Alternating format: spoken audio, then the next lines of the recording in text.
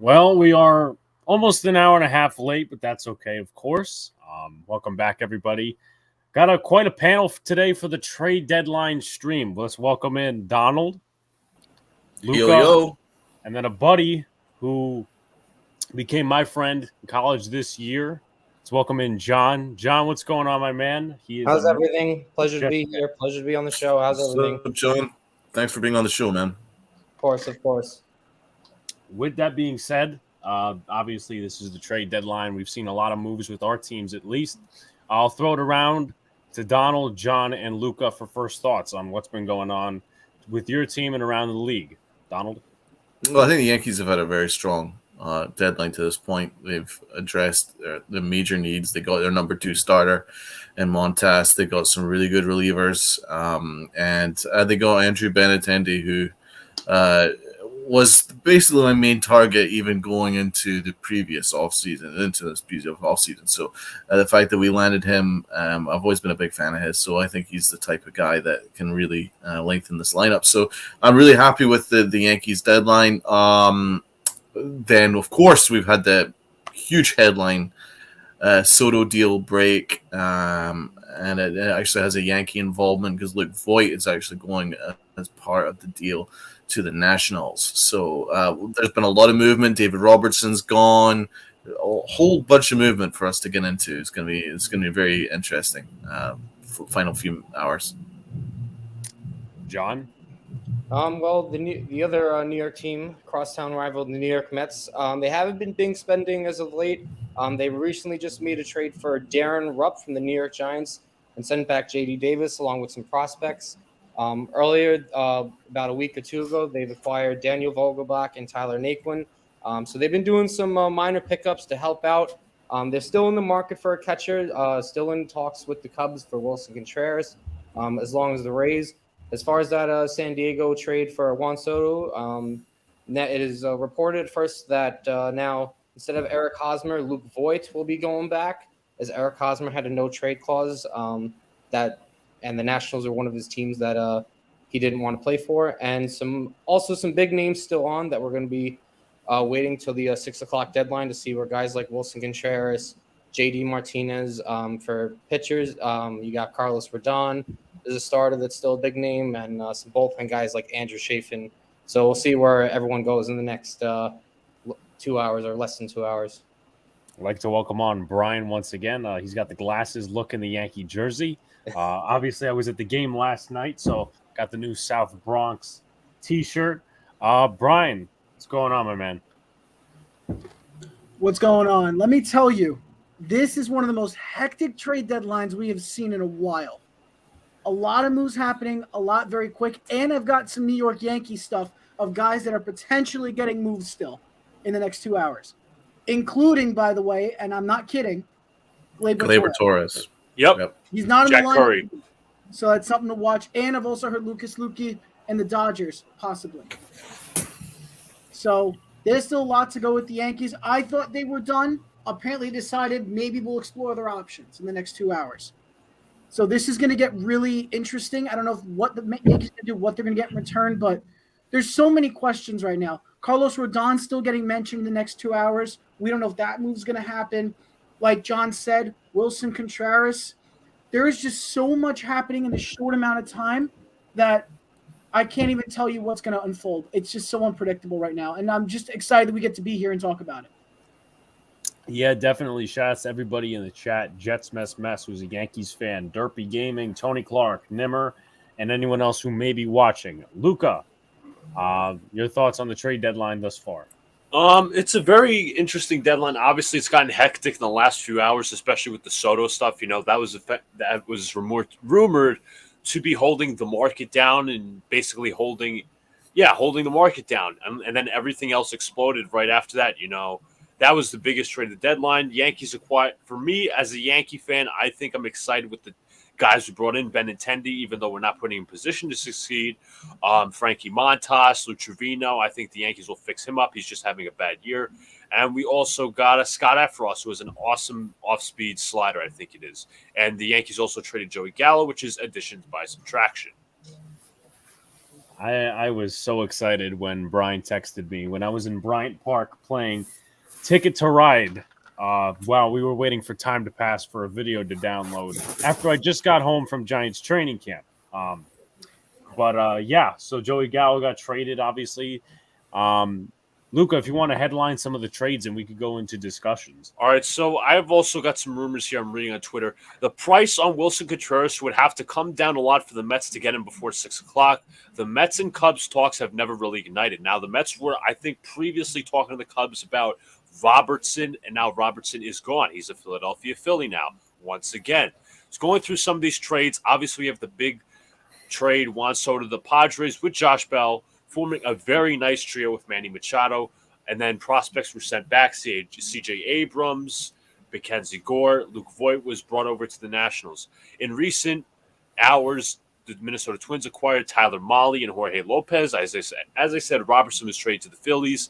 Mets acquired Darren Ruff for J.D. Davis and a few prospects, who was essentially the right-handed hitting Dan Vogelbach. They need a little pop in the lineup.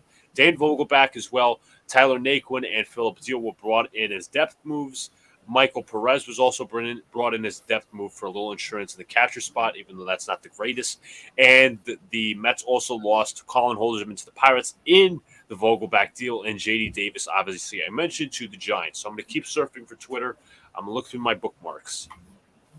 Yes. I want to ask John another question. It doesn't seem like they've made total headline moves. Probably the biggest move they've made is Tyler Naquin and Dan Vogelbach. How do you feel about this Mets team right now in terms of the deadline? And I'm guessing you really want them after Contreras. I do feel that they're still good enough to be a playoff team to still win the division. But in terms of a World Series team, I still don't think that they have what it takes yet. Obviously, catcher would be their biggest need.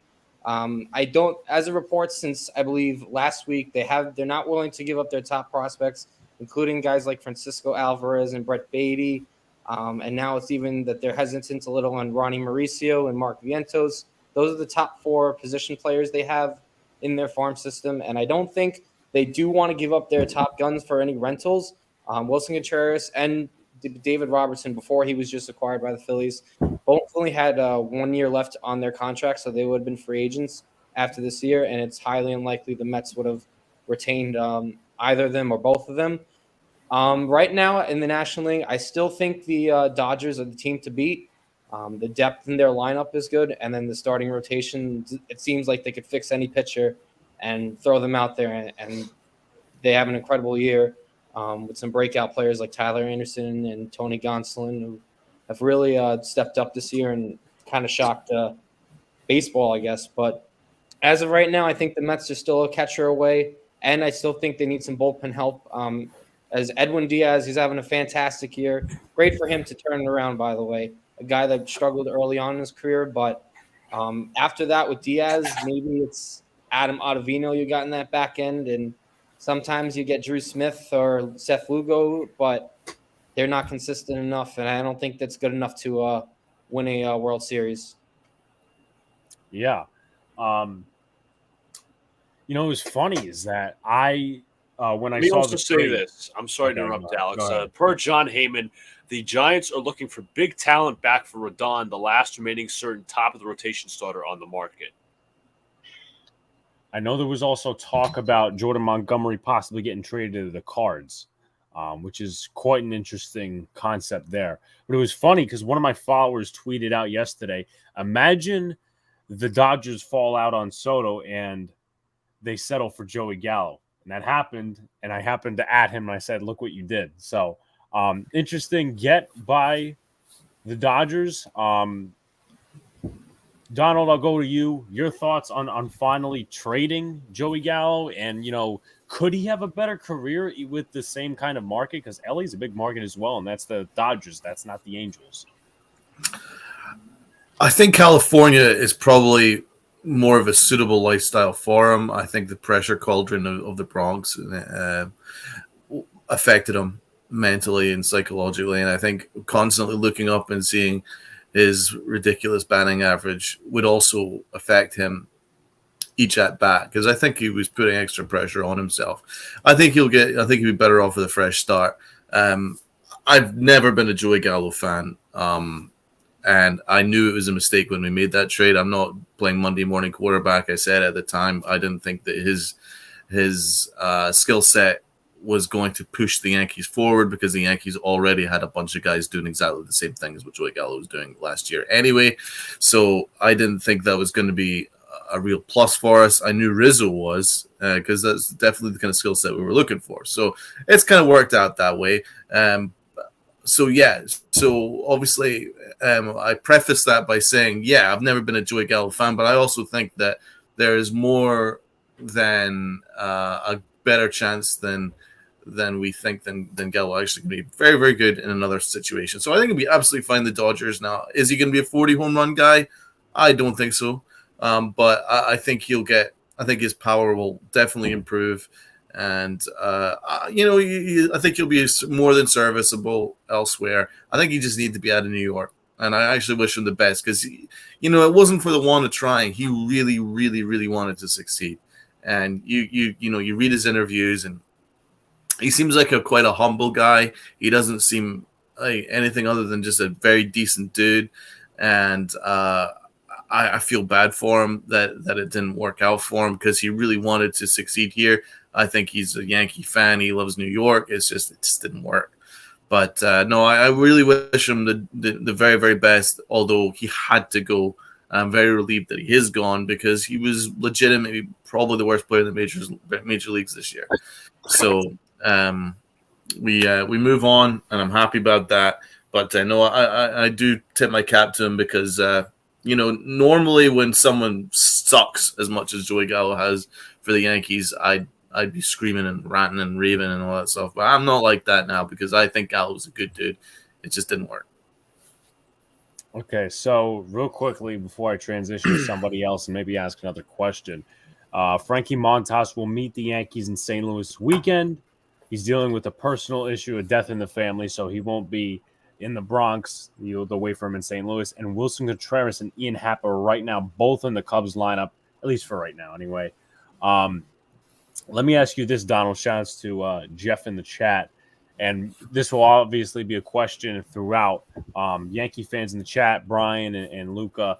I was very pissed off that the Yankees did not go out and get Luis Castillo because I feel like, they could have given up Volpe for him. And, I know Brian he's already disagreeing with me. We're not even 20 minutes in. Volpe, I feel Volpe's going to be more valuable future-wise for what we'll have than having Castillo for, a year or two?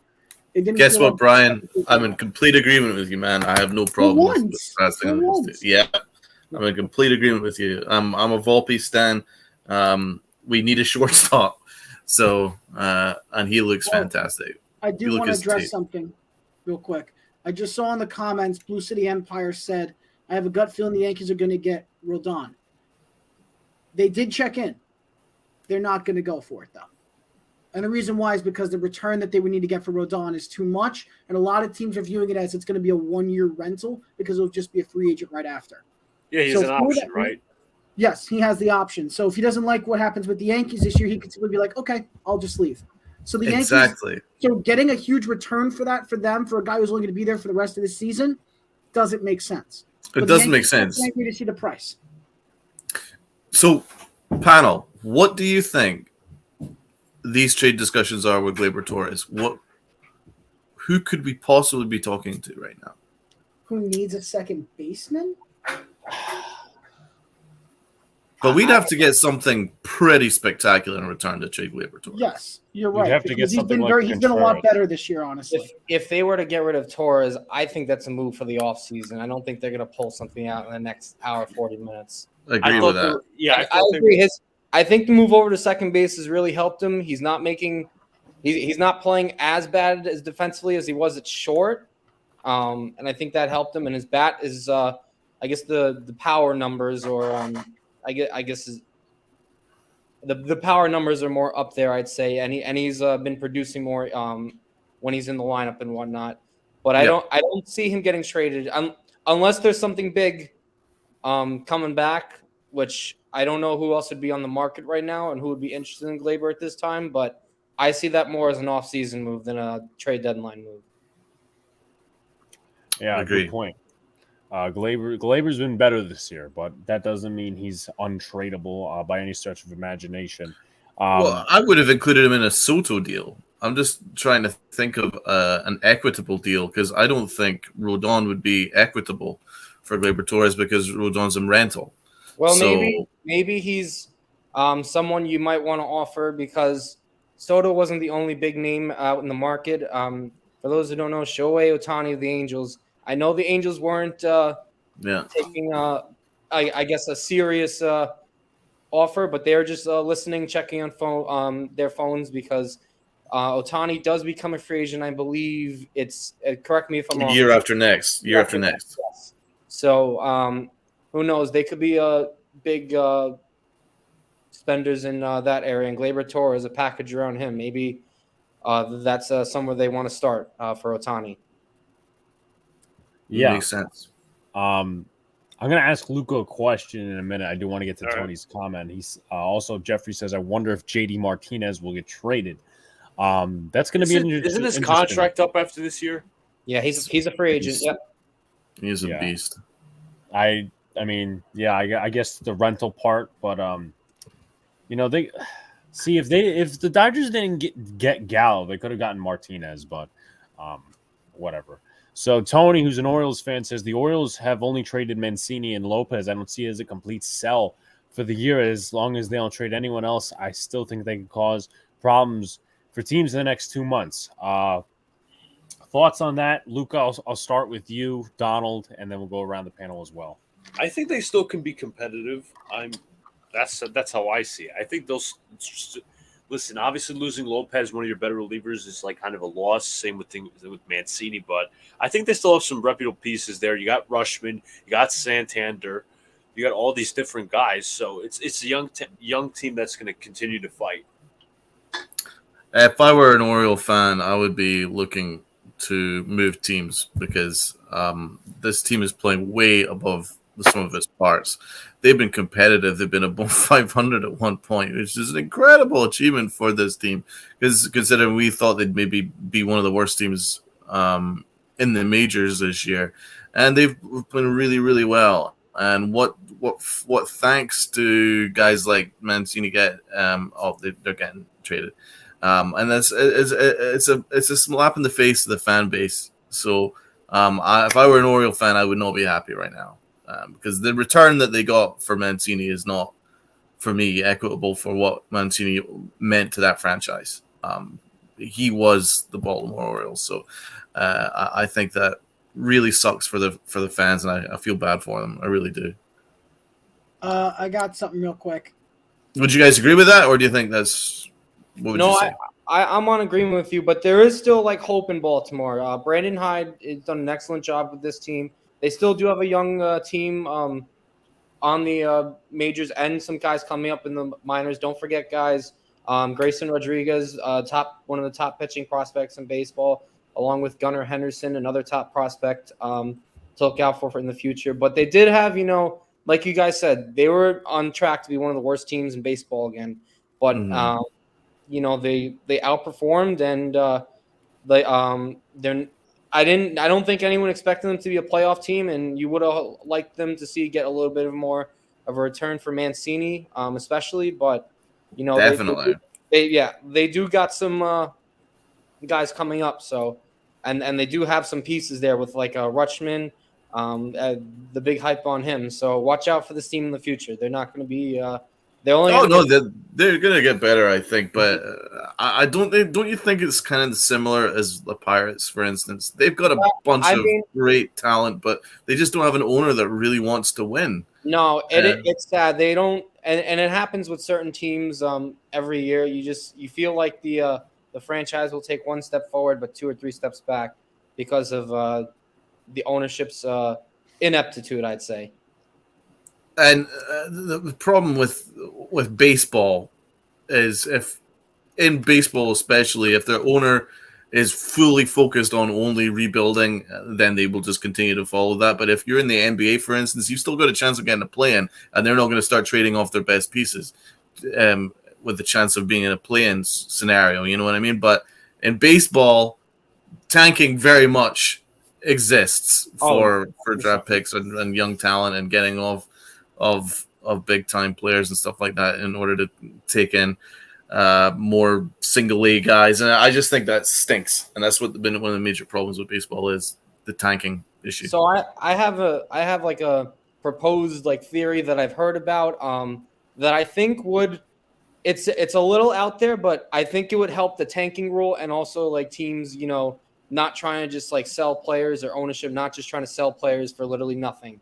This is what I would try and do. So whether you want to keep this current playoff format, fine, that's a different discussion for another day. But what I would try and do is if teams are really worried about like getting the best draft pick, what I would do is after the playoff teams, the first team that's eliminated, they get the first overall pick.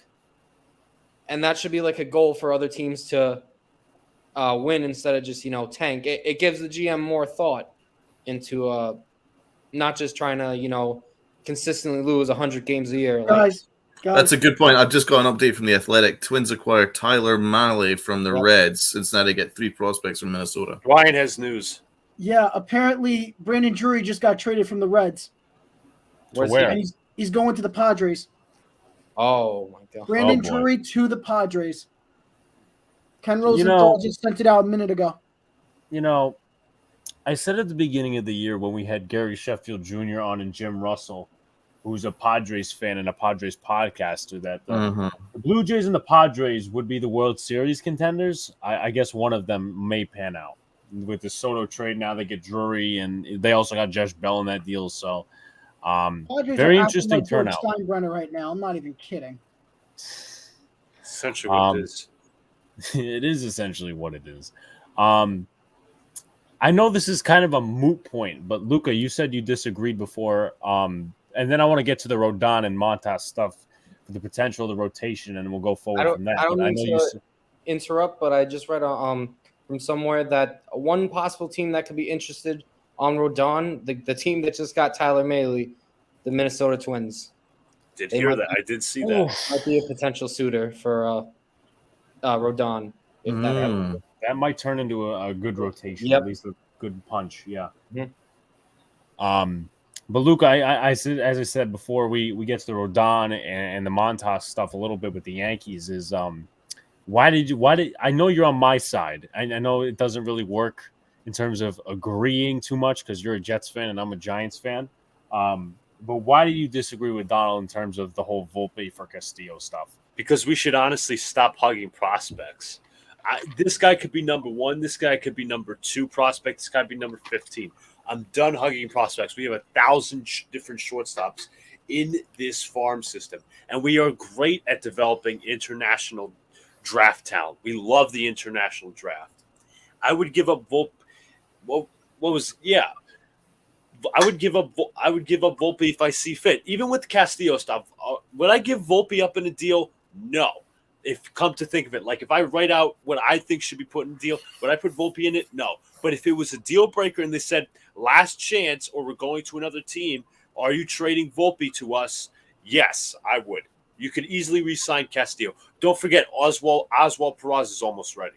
Or he should be up by now. That's what I'm saying. I'm sick and tired of hugging prospects. These guys don't pan out the Yankee system. The Yankees do not know what to do with these guys. Esteban. Well, you're right about that, but Volpe is legitimately considered like a grade A prospect around all the majors. It's not just within the Yankees overrating their own prospects. He is legit. They like him, his talented like Derek Jeter-esque ability. So it behooves the Yankees to at least give it a try and see what they got out of this situation, because it could be special. I'm not saying they can't. We just got to stop prospect hugging. Again, he's a highly rated prospect. He's not a proven ball player, and we don't have a plan for him. That's my problem. If we had a plan for Volpe and let's just say we don't get IKF whatsoever, and he comes up like Volpe comes up like, I don't know, like I don't think he was going to be ready by April or May or June. But if he comes up in like September and like proves something, then okay. And then you would ideally have Peraza and Volpe on the left side of your infield. Don't forget, Carlos Correa is could be a free agent at the end of this year. So can Alexander Bogaerts, so can Trey Turner. But Bogaerts is my guy for free agency. Oh, I love Bogaerts for sure. But what I will say is they do kind of have a plan for Volpe because IKF is very much a stopgap. And I believe that at the moment, Volpe is killing it at AA. He could be moved up to AAA fairly soon. And he could be fast-tracked to the majors by next year. So I think that there is a plan for him. I don't think they have a plan for Peraza, though. I have no idea what their plan is for Peraza. And I'm surprised that Peraza has not been heavily involved in trade talks. I thought he would be like a perfect piece in the Reds deal because they're getting an almost MLB-ready player. Brian, what are you nodding head about? I read what the Padres gave up, and it sucks. I know. The Padres gave up Victor Acosta, number 6 prospect in their system, a very good shortstop in the minors. So that's AJ for the Reds. Which AJ means in the last 24 hours, they have now gotten Josh Hader. They got Juan Soto. They've gotten Brandon Drury. Josh Bell. And Josh Bell. So now they've basically retooled their lineup, improved their bullpen, added a closer, and now we're at a point where we're just like, are the Padres going all in? They're abandoning right now their entire farm system at this point. They are. To basically say, you know what, let's go get it this year.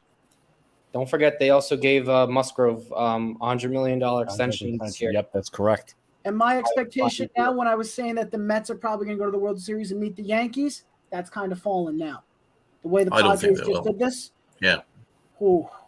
I think the Padres and the Dodgers are ahead of the Mets right now. And so are the Dodgers. Don't think the Padres have the pitching to beat the Mets. Really? I don't think they're the starters. Starting pitching, that is. Bullpen, Manaea. They have Manaea, Snell, Darvish, and Musgrove as their top 4. For the Mets, it would hypothetically be DeGrom, Scherzer, Bassett, and Walker. I'm high on Clevenger, honestly. I like my Clevenger. Clevenger in there, too. Whoever the top 4 guys for San Diego. I don't think that's better than what the Mets can offer. So the Mets, it's Carrasco, it's Taijuan Walker, it's Jacob DeGrom, it's Max Scherzer. Who's your 5th guy? Bassett. That's right. Bassett's amazing. Bassett is incredible. What a great trade that was. That was realistically 3 aces on the Mets staff. I'm just being honest. I'm not kissing up to the Mets. I'm being real honest. No, neither am I. I think the Padres have the deeper lineup. They can go toe-to-toe probably with the Dodgers now in terms of position players. But in terms of the pitching staff, I don't see them comparing up to the Dodgers or the Mets. I think the Mets have the prime time pitching. I don't think they have the bullpen though. That's my problem. No, they don't. They don't. It's Edwin Diaz who's been. Diaz might be the best reliever in baseball the way he's been pitching. I don't know how often you guys see the Mets, but Diaz has been phenomenal. No, he's one of the best closers in the game, and it's not just because of his intro song, but other than Diaz, it's maybe they got Ottavino, and that's it. That of guys I would trust. Like other than that. The other guy I trusted was the guy they gave up for Vogelbach. Yeah, Holderman. Yeah, and they got rid of him. So you kind of have to ask the starting pitching to go 7 innings each game, and then even that might not be good enough every third day because you can't blow out Diaz or Ottavino. Joel Sherman says he hears the Padres are still trying to trade Will Myers in his salary before the deadline. What So they're not done yet. And the Phillies have DFA Juris Familia as well as Odubel Herrera. And what was I also going to say? The Padres traded their 6th prospect for Drury. Yeah, that was the shortstop. The Padres have traded 5 of their top 11 prospects today. I mean, AJ probably just doesn't care. That's what it seems like. He wants to go do you think he's under pressure at all? Yes. Last year, 100%. 100%. With the year they had last year and how they didn't even come close, I think that's definitely pressure from ownership to go all in now. Yeah, they haven't done in a long time. They've been a people may not remember, but they were at the bottom for years and years and years. So Phillies have designated Familia for assignment. Yep. And Robertson's a Philly. Yeah. Mets fans aren't happy about that one. He was one of the big arms available. Yeah, he was up there. But there's still other guys. Hopefully, in the next, it's less than an hour and a half now, so we got 85 minutes till the deadline is up. But I don't know. I mean, I don't think the Phillies are still as good enough as to take the division between the Mets and Braves. But Yeah. It does help them, and it does hurt on the other teams that lost them. So we'll still see what's in store for the next. I got like the countdown going, 84 minutes. What's the Yankees 40-man situation? Do they have enough room on the 40-man to bring in like Efros, etc.? From what I hear, Efros and Trevino are not on the 40. They're supposed to be active tonight, though. Yeah, They're Trevino's supposed to be active tonight. There's 4 different guys that they could option, and also Tim LeCastro's on the taxi squad. Yeah, he's a taxi Apparently, squad for Heyman tonight. said the Yankees are trying to trade in Duhar as well. I wonder what that would market, though. I'm mark not much shocked. wouldn't He say requested a trade, so they're definitely going to be looking around. I just don't know, like you said, what's the market going to look like? What exactly? Who's going to be wanting somebody like that? You know? To me, yeah. I was going to say, to me, he's like more of an add-on, really. Maybe a rebuilding team that's going to take a chance on a reclamation. Right. I would have said the Royals are perfect, but I think he's left field. He can play left field, he can play third base, whatever. So Yeah. Yeah, I'm surprised he wasn't included in one of the deals the multiple deals that we made to this point.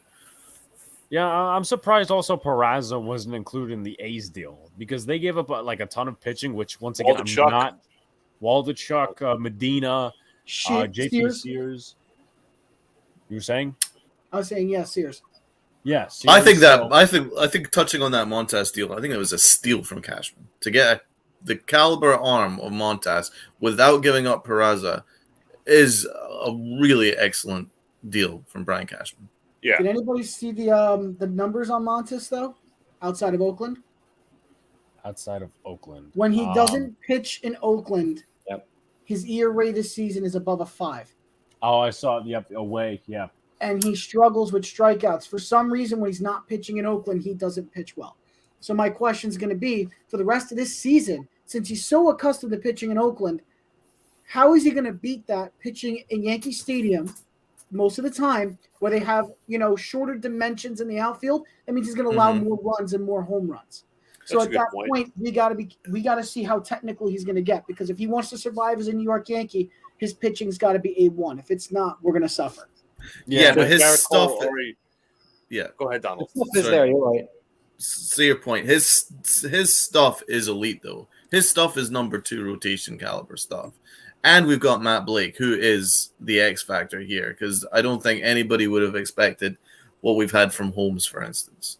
And you name it, Blake has improved them. And so I think he's going to do the same with Montas. Montas is, I mean, if you look at, for instance, he's had some really good outings.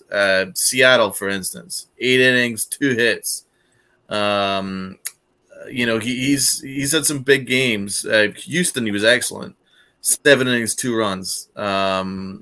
Only gave up 3 runs in Houston his last start on the 23rd of July. So, a 3.18 ERA is pretty good for a team like Oakland, who, are going to give you absolutely nothing. On the offensive end, you're not going to win any games there. But, his 3.18 ERA is much better than, for instance, it's right there with Garrett Cole, right? So I think he automatically comes in as their number 2 starter. But yes, it's a legitimate concern, but I do think that his stuff easily makes him a number 2 starter. We have another trade. Again. The Seattle Mariners are acquiring catcher Kurt Casale from the San Francisco Giants for Michael Streifler, according to sources familiar with the situation. This comes from Robert Murray. Kurt Casale. Casali. I don't know if I said Yeah. No, I'm familiar with him. So and they got in return Michael Streifler.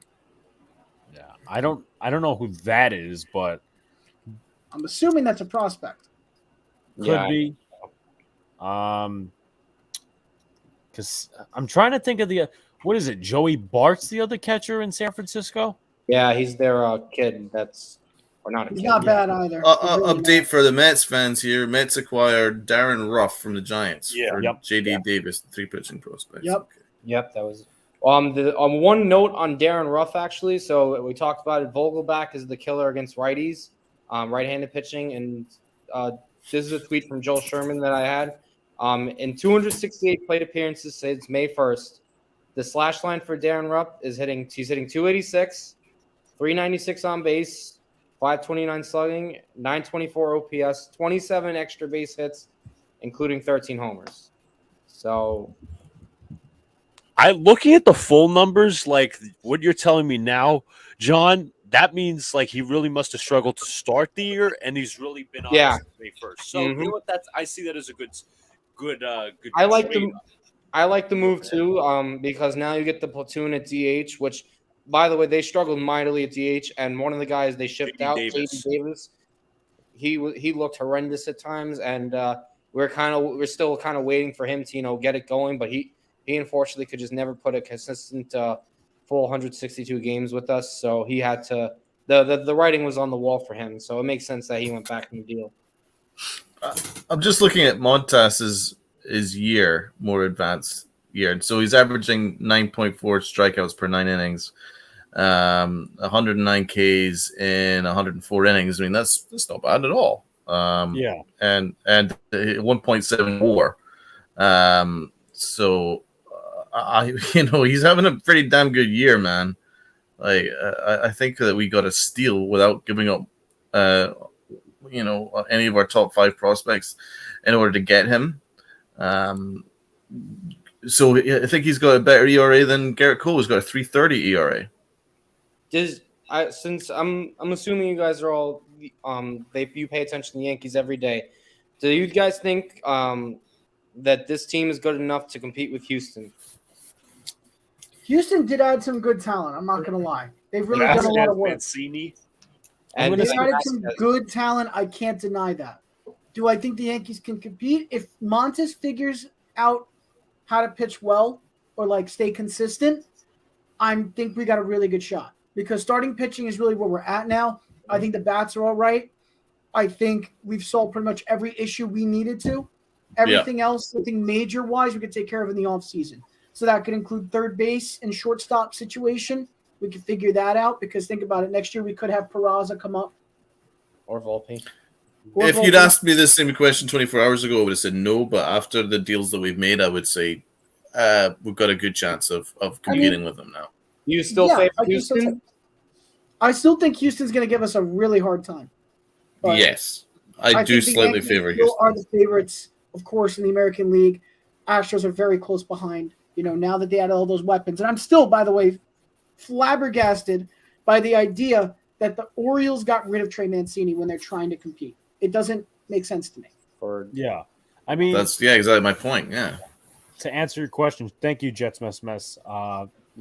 Thank you. We'll get to your thing, Tony, in a second because that's actually a point I want to bring up. I'm gonna say we can compete against them. We can't win against them right now. I mean, that's like a kind of a fact from before. But here's why. Montes has some really fucking good numbers against the Astros, against the Rays, and there's another team that someone put in the splits.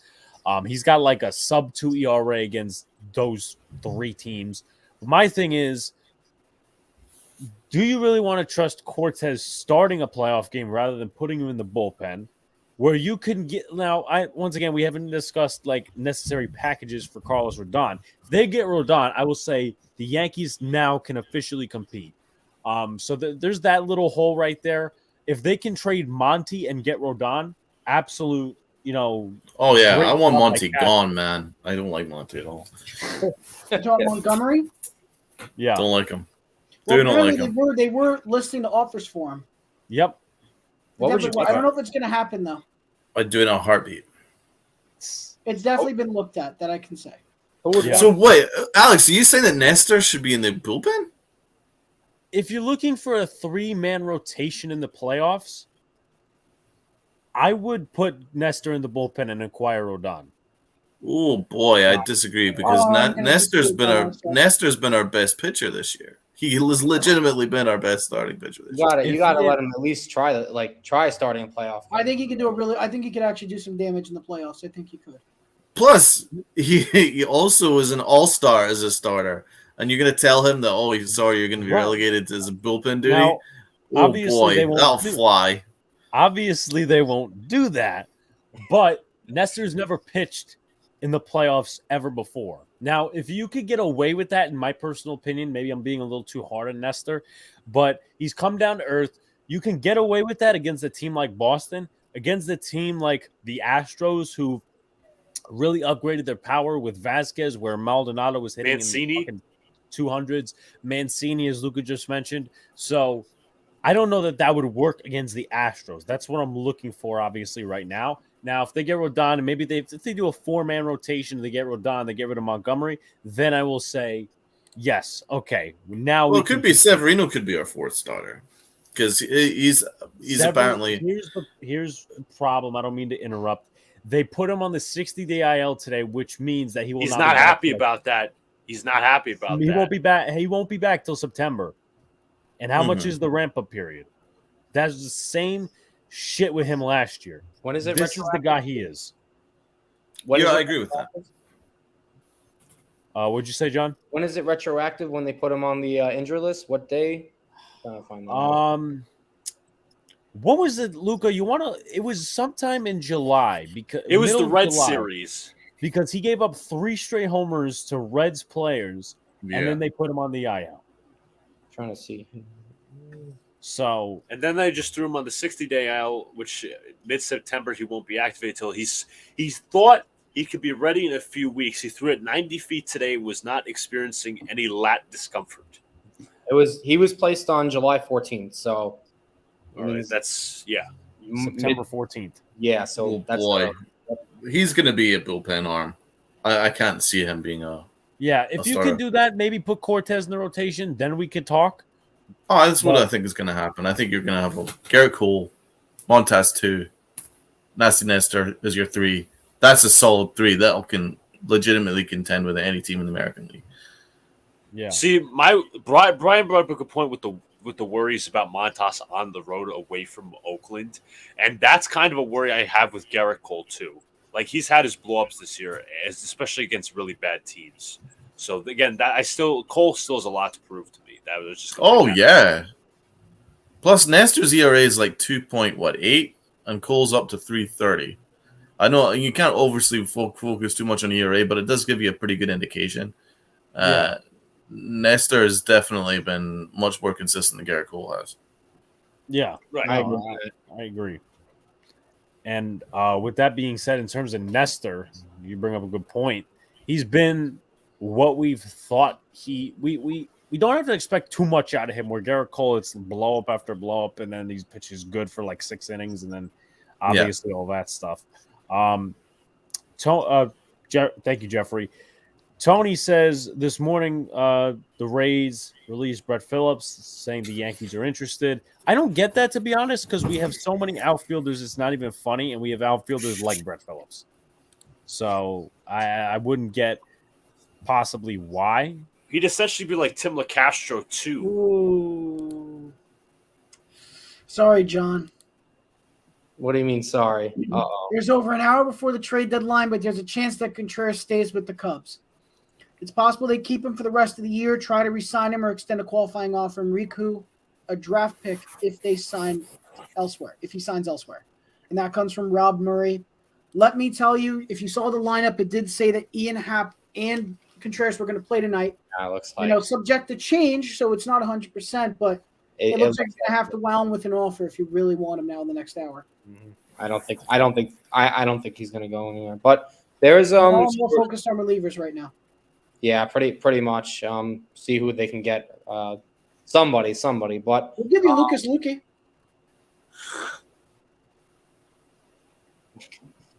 You did not. I can look through your lying self. You did not say that with a straight face. I'll take Pete Alonso for him. You can leave.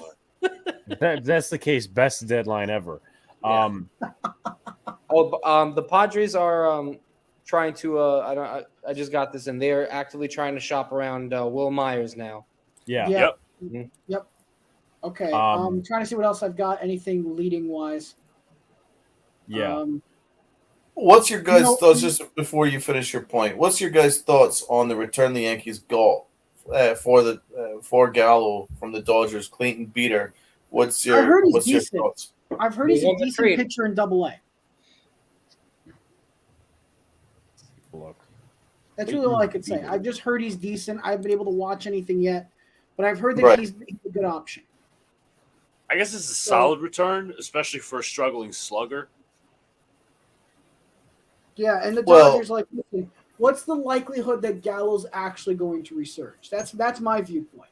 The It's a good point. likelihood he resurges is going to be a little slim. But again, you never know because LA Well, has a way of changing people. He's going from one big market to another big market. It's not like LA is a small market, so Exactly. you want to talk about pressure. I don't think he's gonna all of a sudden overcome the big pressure. Yeah, that's what I kind of didn't get We because have a history of getting screwed a little bit, though. We do because we'll trade somebody away and they'll do really well somewhere else. Well, So Gary, what look at Gary happens if Sanchez. We Joey- trade him away and he sucks. Shouts to Could you MH, fellow imagine Mets that? fan in the chat. I want you to imagine for a second. Could you imagine that Joey Gallo is traded to the Dodgers and he turns into Cody Bellinger from 2 years ago? Mm. I want you to think about it. If that happens, do you know how much pain that would cause us? I wouldn't care. He did. First Yeah, of I all, don't- that's honestly, very I'm not unlikely. That's very unlikely. A, B. I wouldn't care because we got Benintendi, and if he works out, I'm fine. MH, don't feel bad. Also, as well, we got a fellow Mets fan on the panel, MH. So it's not like you're dealing with a bunch of Yankee fans here. I mean, you are. But, Listen, Yeah, like- listen, I'm prepared to step into the Mets gate if you need. to the what? I'm prepared to step in as a Mets fan if you need for this one. No, I can hold down What? the fort, okay? You sure? Money back now, that's very wrong terminology, Brian. You could say, "Oh, well, I could talk Mets." Yeah, I think we all can, but you say Mets fan, then we have a just little like he problem bought with that. that jersey. So Clayton Beater was number But that 9. Jersey, huh? But that Clayton- jersey, huh? You think? Clayton Beater, I you think believe I'm that not Clayton. prepared already? Oh God, why? Oh my God, what the fuck? Oh my, Brian.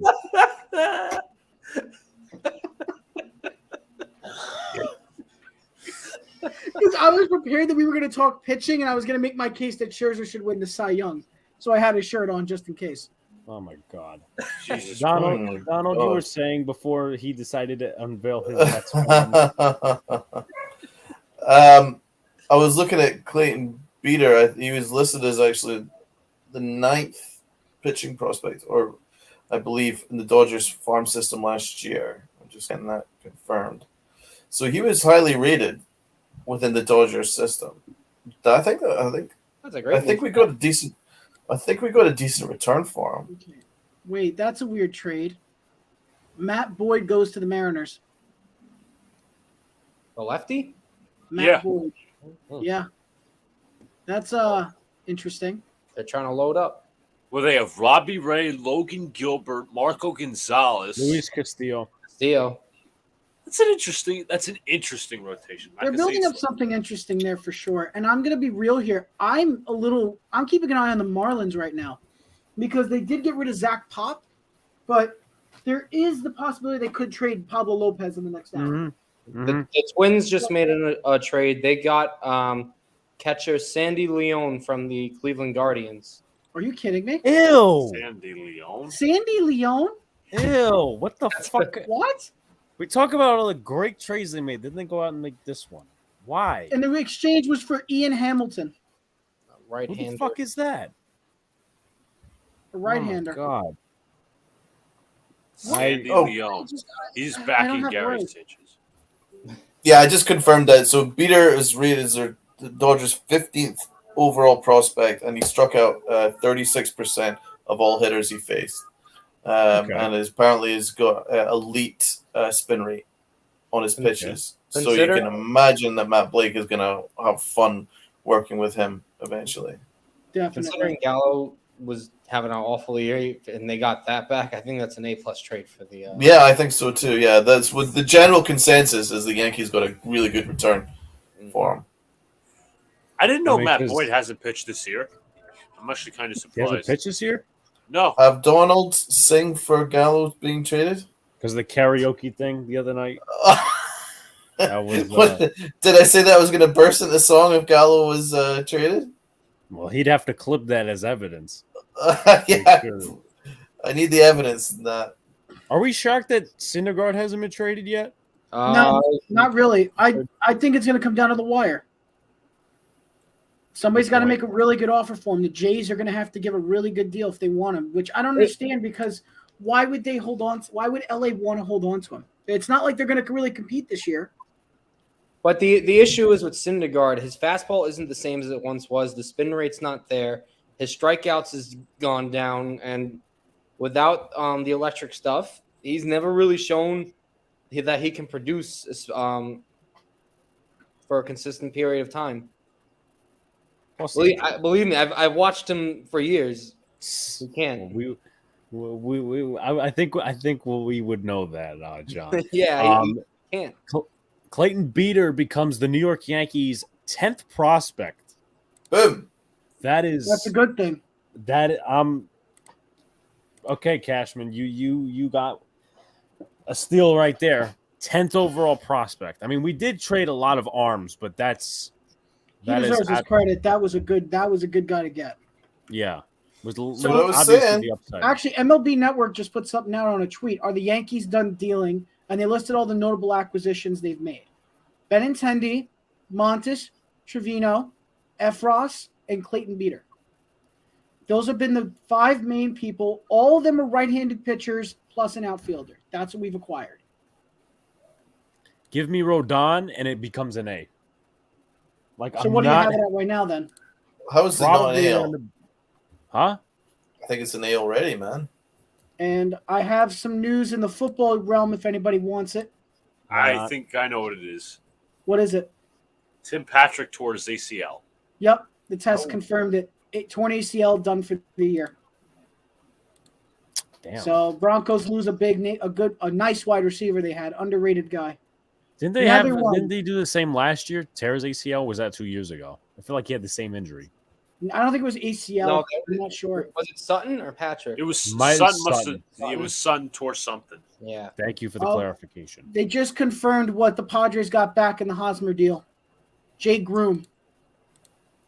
Who's that? I don't know.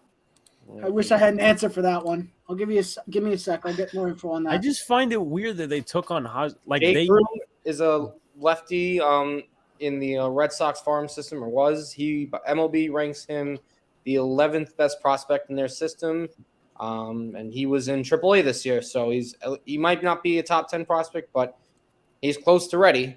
The Red Sox have been horrible this deadline. I'm not even ragging on them because they're a rival. They trade for Tommy Pham. They get the contract in Eric Hosmer and give up an 11th overall. I wouldn't even give up a prospect. I give up a B minor leaguer. They've been very weird. Matt Gelb just said that Brandon about some update with the Phillies. Brandon Marsh is going to be the everyday center fielder. He won't join them until Thursday. Juan Segura will be activated Thursday, barring anything unexpected. And David Robertson might be here for tomorrow's 12:20 game. Nick Nelson's doing like 2 to 3 innings tonight, and then a bunch of dudes will be behind him. Nick Nelson. So they might be doing a bullpen game tonight. Yeah, they lost. Nick Nelson starting. They lost. Alex, go back to your point with the Red Sox. Not only that, they still have JD Martinez that they've gotten nothing for him, and again, he's a free agent. And the big question you said earlier in the show, Xander Bogaerts, he might not be back next year. So that's true. I don't know what I'm not trying to stretch this into how many different sports here, but it's kind of like the Knicks. What is their direction? What is their direction? You thought they'd have a bright future this year with some of the guys they had coming up, but I really think it comes down to the fact they have no pitching whatsoever. Pitching sucks. It's horrendous. And I get the Chris Sale. That's just bad luck. But I'm surprised Nathan Eovaldi's available. I mean, if I were the Red Sox, I'd be in sell mode right now. James Paxton. Well, I what don't do know you get what- for Paxton though? He's shit. No. I'm not saying sell him. Like, what type of contract was that? Like, what upside did they have? He was a 1-year deal, right? 2 years. 2, I think. Maybe 2 years? No, not exactly. Club option for next year and the year after. Imagine club option. Okay, so if they, I don't know, that would be, if they take him back after the injuries, it's stupid. If they let him go, it's stupid because they didn't even let him pitch. Or let's just say he didn't even pitch. Mets, please get an arm. Wilson, please, anything for Gallo is fire. Yanks have a great trade deadline already. Alex ain't no Knicks fan. Well, I'm a Knicks fan, and just Luca and Donald know better than I do. What else Padres trying to do after Soto? Well, they went after Drury. They went after Josh Bell.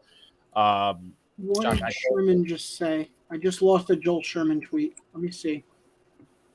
He was Okay, talking about who's still to go. Yeah, 60 minutes to the deadline. Do Rodon, Jorge Lopez. Why do you say Jorge Lopez? I meant Pablo.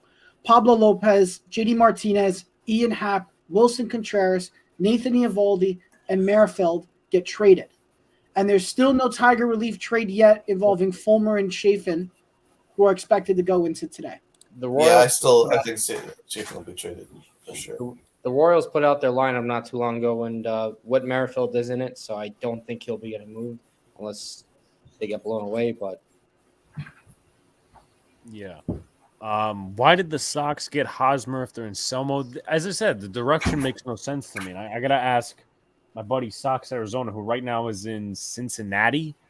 But once he gets back, me and him are going to talk about it, obviously, on the Dead Red podcast. George Lopez on the trade market? No, I don't believe George Lopez is on the trade market. Pablo Lopez. The Padres will be sending an undisclosed amount of money in the Red Sox Hosmer deal. So I guess it's pay a for little the bit better. contract. Yeah, because I mean he's a free agent next year, but that's not it. The point is like, why are you taking on Hosmer either way when you're not even in it? Shouts to Donovan. What's up, guys? Man, the Padres. I've never seen Then make a trade like this. them make a trade like this. They've made a lot of great trades, but it has to work out because we literally said before the season. So, Well, let's discuss the Soto deal. Return, what you would have expected in return. What do you guys think of how it worked out for both teams? Who is the Padres' #1 prospect? was it CJ Abrams or Mackenzie Gore? are they considered prospects because they both played in the major league? Like, what's the? I believe they still are I considered. think it was Abrams, their best prospect. Yeah. Yeah, I think Abrams is their top prospect, but Yeah. I don't know if he grades out as like elite. And Mackenzie Gore, he's declined slightly. His stock has gone down a little bit. Mackenzie Gore, I was really high on him prior to this year, but he's not had a great year, from what I believe. I'm just gonna get that confirmed, but I don't believe he has the best WRC plus. Robert Hassel, the outfielder, was their top prospect, and he was in the deal. Yes, he was. There you go. He was their top prospect. So you got Mackenzie Gore has in the majors is a 0.3 WAR, 4.50 ERA. So Yeah, I mean, there's still a lot of upside there. So yeah, He's probably in limited opportunities because of the pitching and all that stuff. Even Max and traded Dodgers last year. It's kind of like seems like what it is, that all this Juan Soto stuff, and that it kind of seems like what the Dodgers were doing last year. So I don't know if we mentioned this, but the team's in touch with Carlos Rodon or on Carlos Rodon are the Phillies, the Twins, and the Yankees. And the Phillies just talked to him, and they basically just asked about the asking price. Apparently, it is very high for him. We don't know if the Phillies are going to really do anything. It's uncertain, but they've definitely called in. They're talking about it. Can Make a I trade. ask? Can I ask the panel here something? Sure. Going back to Juan Soto. So Yeah. I've seen all on Twitter and Instagram the bashing of the Nationals and Mike Rizzo. Okay. I know it sounds like a little, and I'm going to be shocked that I'm saying this, but I don't think he did that bad considering his circumstances. And now it's his fault that he couldn't build a team around Soto. But considering that they offered him a huge contract and they can't force him to sign the extension, and he turned it down. And there it is. Mets don't see a likelihood for a Contreras deal at this point. But considering all of that, and considering they still got a good haul from the San Diego Padres, like what else can they do? It's not like I'm in agreement with them trading him because you wait too long and then you don't get anything for him. It's not like they were going to be a playoff team this year or next year. So John, what you're saying is they were basically out of. You're saying the front office, which I agree with, essentially is out of leverage. They couldn't do much further than what they could do. No, they did what they could. If they waited another year, his value would have gone down. Oh yeah, the rental. Right. Well, yeah, I mean, they have he has 2.5 years on his deal. But so they had 3 pennant races in him. So he still would have had good value. But I think he had to be traded now. But I don't think this is a good return. I'm being honest. I don't love this return. It's the best they're going to get, most likely, because like I said, they're not better than the Mets, the Braves. They're not even close to them. They're not even good. Hell, they're not even in the Marlins class. They're so far back in the division, right? Like right now, as it stands, the Nationals are 35-69. They're 10 games back of 4th place. They're horrendous. But we're talking with Juan Soto. You're talking about a generational talent, and the return that they got is above average. Possible. I mean, they would have to pretty much hit on each prospect. I get that, but it's not like they were going anywhere with Soto. So well, I mean, I agree that he had to be traded, but I think this return is pretty paltry.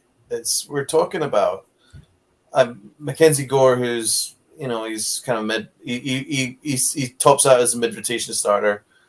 Abrams is okay. You got a couple of guys that are okay, but I mean, and then Luke Voigt. Come on, Luke Voigt.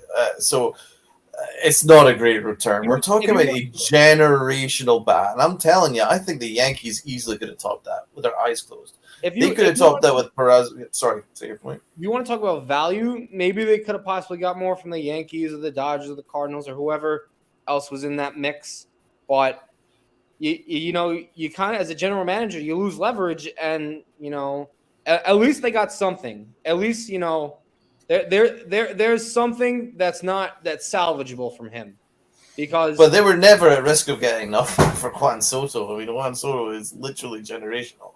No, he's generational, but and you know what? Maybe I'm being a little too nice on them because it is their own fault, because they gave big contracts to Patrick Corbin and Steven Strasburg, and Strasburg has barely thrown this year. Corbin looks terrible.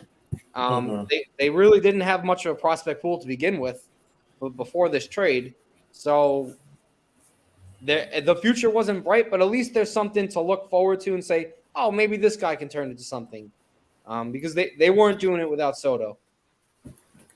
Let's pass it to the rest of the panel. I think this is a pretty average return for a generational player. What would you guys say?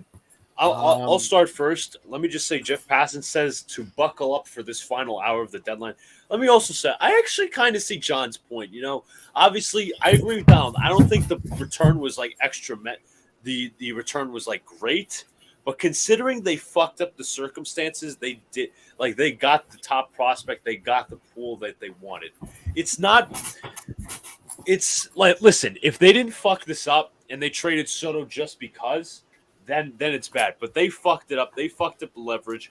2 years from now, as John said, the leverage would have been getting lower and his trade value would have been probably going down. Obviously, yes, he's a generational prospect, but considering they fucked it up, they did what they had to do. That's how I see it. So it's not like a win-win in my opinion. Yeah, I'm gonna get to some comments and then answer that question. Dodgers nice Splash, Gal's going to do great. Any move Philly doesn't scare me. Can we get Tony Shits, though? Get somebody. I heard the Padres will trade Eric for JD. They traded Eric to the Red Sox. So, John Cena know what we talking about. Jeff, what's going on? We got Darren Ruff. Let's go. Another Mets fan in the chat. Ruff a vet, so Buck already happy. I like the trade, but Mets badly need bullpen help and catcher. Obviously, as we just kind of reiterated some Twitter points as well from verified sources, that it is very unlikely as of right now Contreras goes to the Mets. To answer that question, so the trade with Mackenzie Gore, Abrams, not Josh Bell. Hassel. Hassel. The other prospect was Wood, who's also a good prospect. And then Void, I think. Can anyone get me the numbers of like what rank what rank they were in the system? In the Padres system?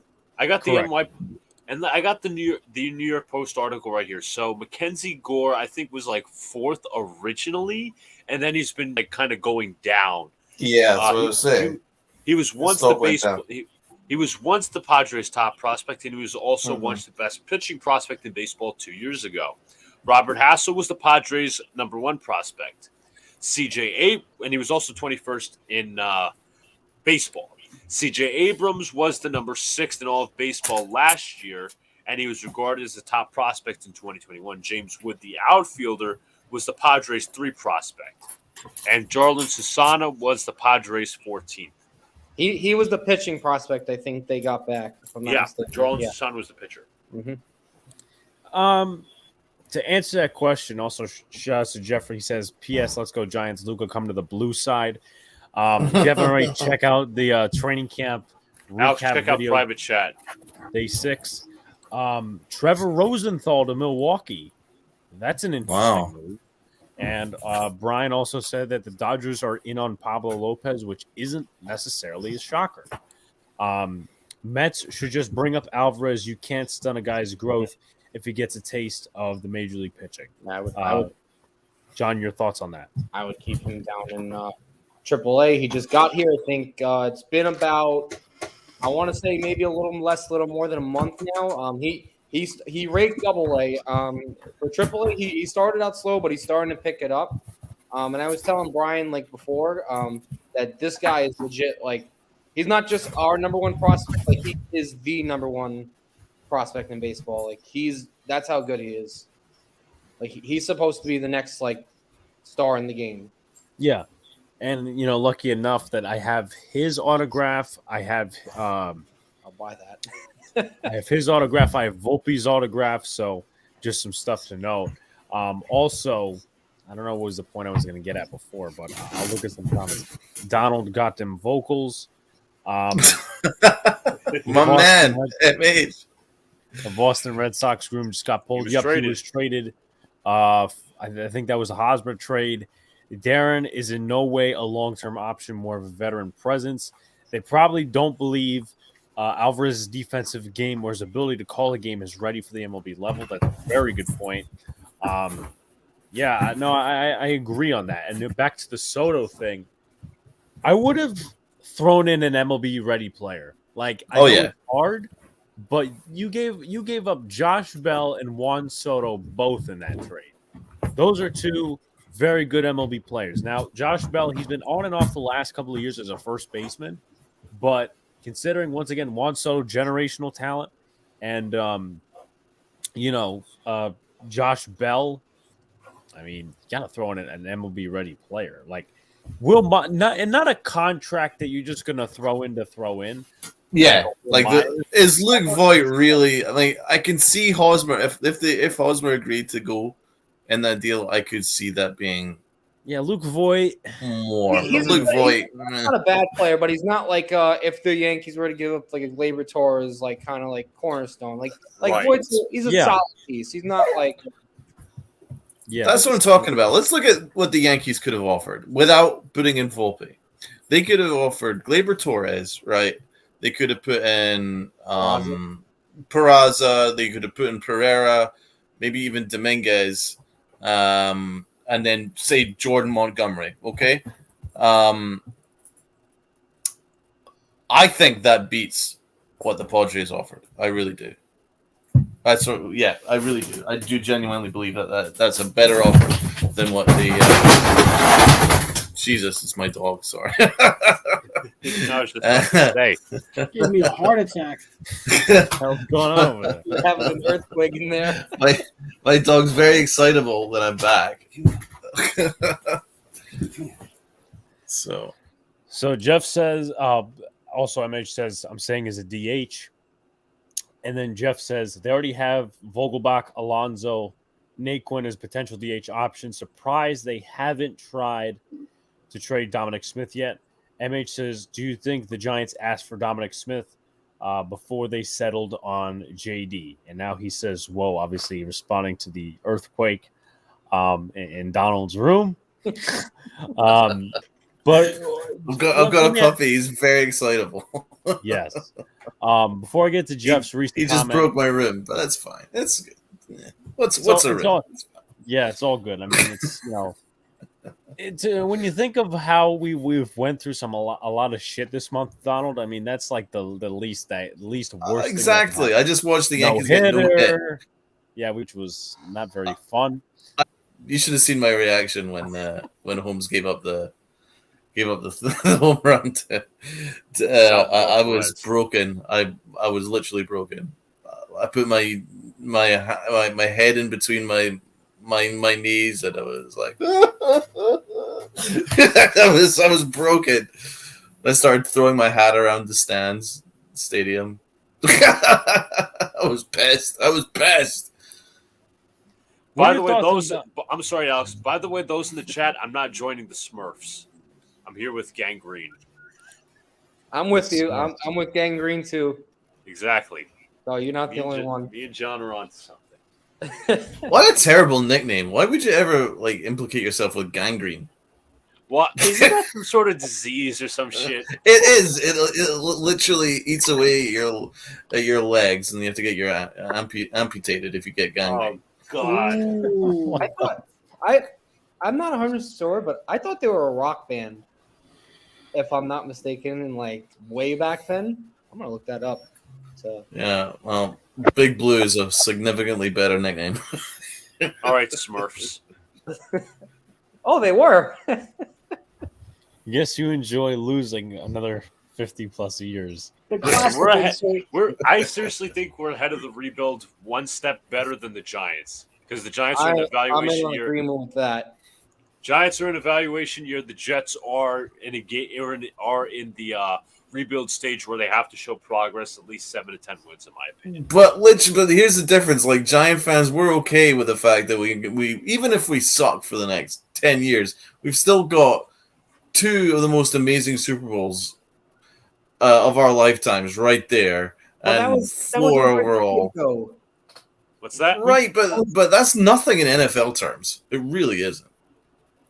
I mean, I'm not asking for a Super Bowl every decade, but one playoff appearance, I know the Jets are franchise-wise, they have been horrific compared to the Giants. Right. I'm not even trying to compare that. But in recency years, they're kind of just they're kind of neck and neck almost. I think John is saying, of course, there's no question. We've actually got the worst record in NFL over the last 10 years. I think John is also saying the Giants are of a higher standard. And there's no doubt about it. We got to start at a certain level. I know the Giants, are very, success is in their mantra, but the Jets, they got to start, obviously we had the evaluation year last year. Douglas and Saleh came in first year, but this is the year where they need to start winning games. I'm not saying I'm super old. I'm almost 40, and the Jets have never had a franchise quarterback that I can think of. It would have been Pennington. The Giants have had the GOAT and Eli Manning, who just retired. So he was at practice today. He actually broke down the huddle. Oh my God! Did you get a chance to see him? Well, I mean, I obviously was in the stand, so yeah, we saw him talking to the team and all that. Oh my God! I would have started crying. The new Brian Dable. Eli is my hero. You have many heroes, Donald. Eli and Jeter are my 2 heroes. Jeff says, nah, that's true. Jets are better at the moment, but all depends on Wilson and Mekhi Becton. MH says, you guys think Voit gets released now? Yankees could use him. No, we got Matt Carpenter. And I don't Anthony think he's getting Rizzo. cut. I don't think he's getting cut. I think he's going to replace Josh Bell.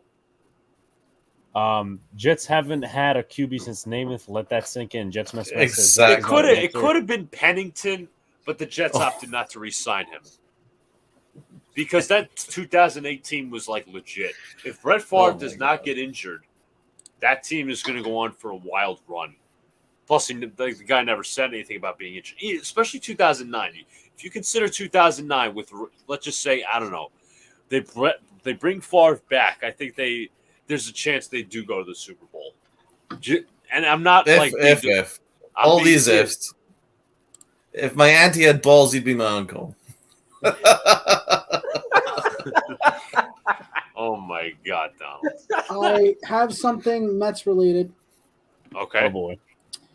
The Mets have been protective of their top prospects thus far, but word is they have talked Ronnie Mauricio in their packages. That's something to watch for the next 40 minutes. Ronnie Mauricio. Okay, he's the one guy I'd say I'm not opposed to giving up, and that's because because the long-term option for the Mets at shortstop is Lindor, and let me tell you, he was terrible. The first year he was with us last year, he was god awful. I don't care what it was. I don't know if it was first year jitters. I don't know if it was something like a mental block or whether it was like something with his swing. But he was horrendous. This year, he's not like the guy he was in Cleveland, but I have to say that he's done much better. He's been one of the best hitters with runners in scoring position and 2 outs. I don't know the exact number on hand right now, but I'm pretty sure his average is close to like 340 or 350 with that. And I think he's like tied for third in the National League with RBIs. I think he's at 73. So say what you want. He may not be the $300 million player, but he's done much better. And it's, you know what? I'll take it for now. I'll take it. Morosi just reported Syndergaard pursuit is down to 2 finalists, the Blue Jays and the Phillies. The Jays really going to compete? How the fuck are they going to pay him? My question. Their starters have been kind of brutal this year. They've just been riddled with injuries. Oh, hold on, it was the Jays and who? The Phillies. It was the Jays and the Phillies. Oh, Syndergaard in a Phillies uniform. I can't imagine that. There's also the news on Miguel Sano as well. Remember when somebody was mocking Miguel Sano to the Yankees, Luca? And Emilio Pagan. Yeah, stupid. Well, apparently he's on 60-day IL, and they're saying that his career with Minnesota is likely over. Yeah. Jet Smith says Zach is not the answer. He has a hitch in his throw. I think he's joking by that. I don't think he would say that. Tony says the NFL is missing huge money opportunity to replace the Pro Bowl with the toilet bowl and have 2 worst teams play each other for the number 1 pick. Yeah. What if they both want to lose? Yeah. You would just win for the number 1 pick. I like that. I actually like that idea. It's not the first time I've heard it. It's a very good idea, though. I wouldn't call it the toilet bowl, but I would certainly tank bowl. The tank bowl or the number 1 bowl or whatever it is bowl. But I certainly think that you should have to earn the number 1 pick in the draft. I really don't think that just sucking so spectacularly merits you getting the number 1 overall pick. The Blue Jays have discussed an offer that, if accepted, would also bring Raisel Iglesias to the team. So bad. if they accept it, it looks like the Angels are going to send over Syndergaard and Iglesias to the Blue Jays. Now, here's the thing with Toronto, right? All the big moves they've been making, I have to say, for I forgot their general manager's name. Someone knows it, please let me know. I'm having a I'll look it up. But I have to say, all the recent big signings / trades have not worked out for them. You look at the Barrios move, you look at the Kikuchi they got in the offseason. I'm pretty sure both their ERAs are like close to 5. Ross Atkins, by the way. Who? I'm sorry? Ross Atkins. Yes, Ross Atkins. And they fired Montoya middle of the year. Charlie Montoya. during that 1-9 stretch. But like, how do you blame them? So my point is with that, how do you blame a manager when you go out and get guys that have underperformed? Ooh, the Mariners are acquiring Jake Lamb from the Dodgers for cash considerations. Jake Lamb. That's a name I haven't heard in a while. Noah Syndergaard pursued down to 2 finals, Jays and Phillies. Yep. Phillies and Jays. Jake Lamb. This dude was a prospect, a top guy with the D-backs like 10 fucking years ago. Now he's like some throw around. Pennington wasn't the same since he suffered that arm injury. He had the 2 arm strength. Carpenter over Gallo and Voit. That's absolutely correct. As they 1,000%. should, Mauricio has no place with Lindor and McNeil here. They are prospects. Yes, Jeff, I totally agree, but just obviously in a Yankee standpoint, Lindor has been good so far this year. Go get Contreras. Syndergaard in Philly with Wheeler, possibly. Wow. I like Zach Wilson. He has that bulldog in him. Tim Patrick out for the season with a torn ACL. Same thing with they had one of the running backs just actually went down with the same injury today. I think it was Damara Crockett or something like that. That's a great move for Toronto. I remember that name from the Diamondbacks. Yeah, that was like 10 fucking years ago. So let me also say this. So Bobby Malone, who's often called Cashman on Twitter, says that Passan said teams are afraid of Rodon's $22 million opt-out, and the Yankee fan has a solution.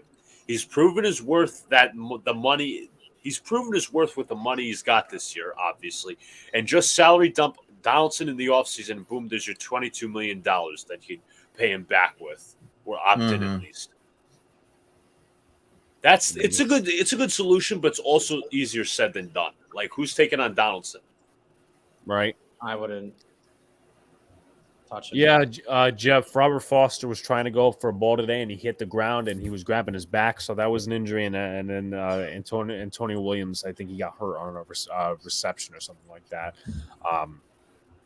We have major issue with this Josh Donaldson thing. How are we going to get rid of his contract? Gotta wait till the end of the year, probably. Still 25. Who's going to want to absorb even a tenth of that? Listen, we ended up eating up Ellsbury for a long time.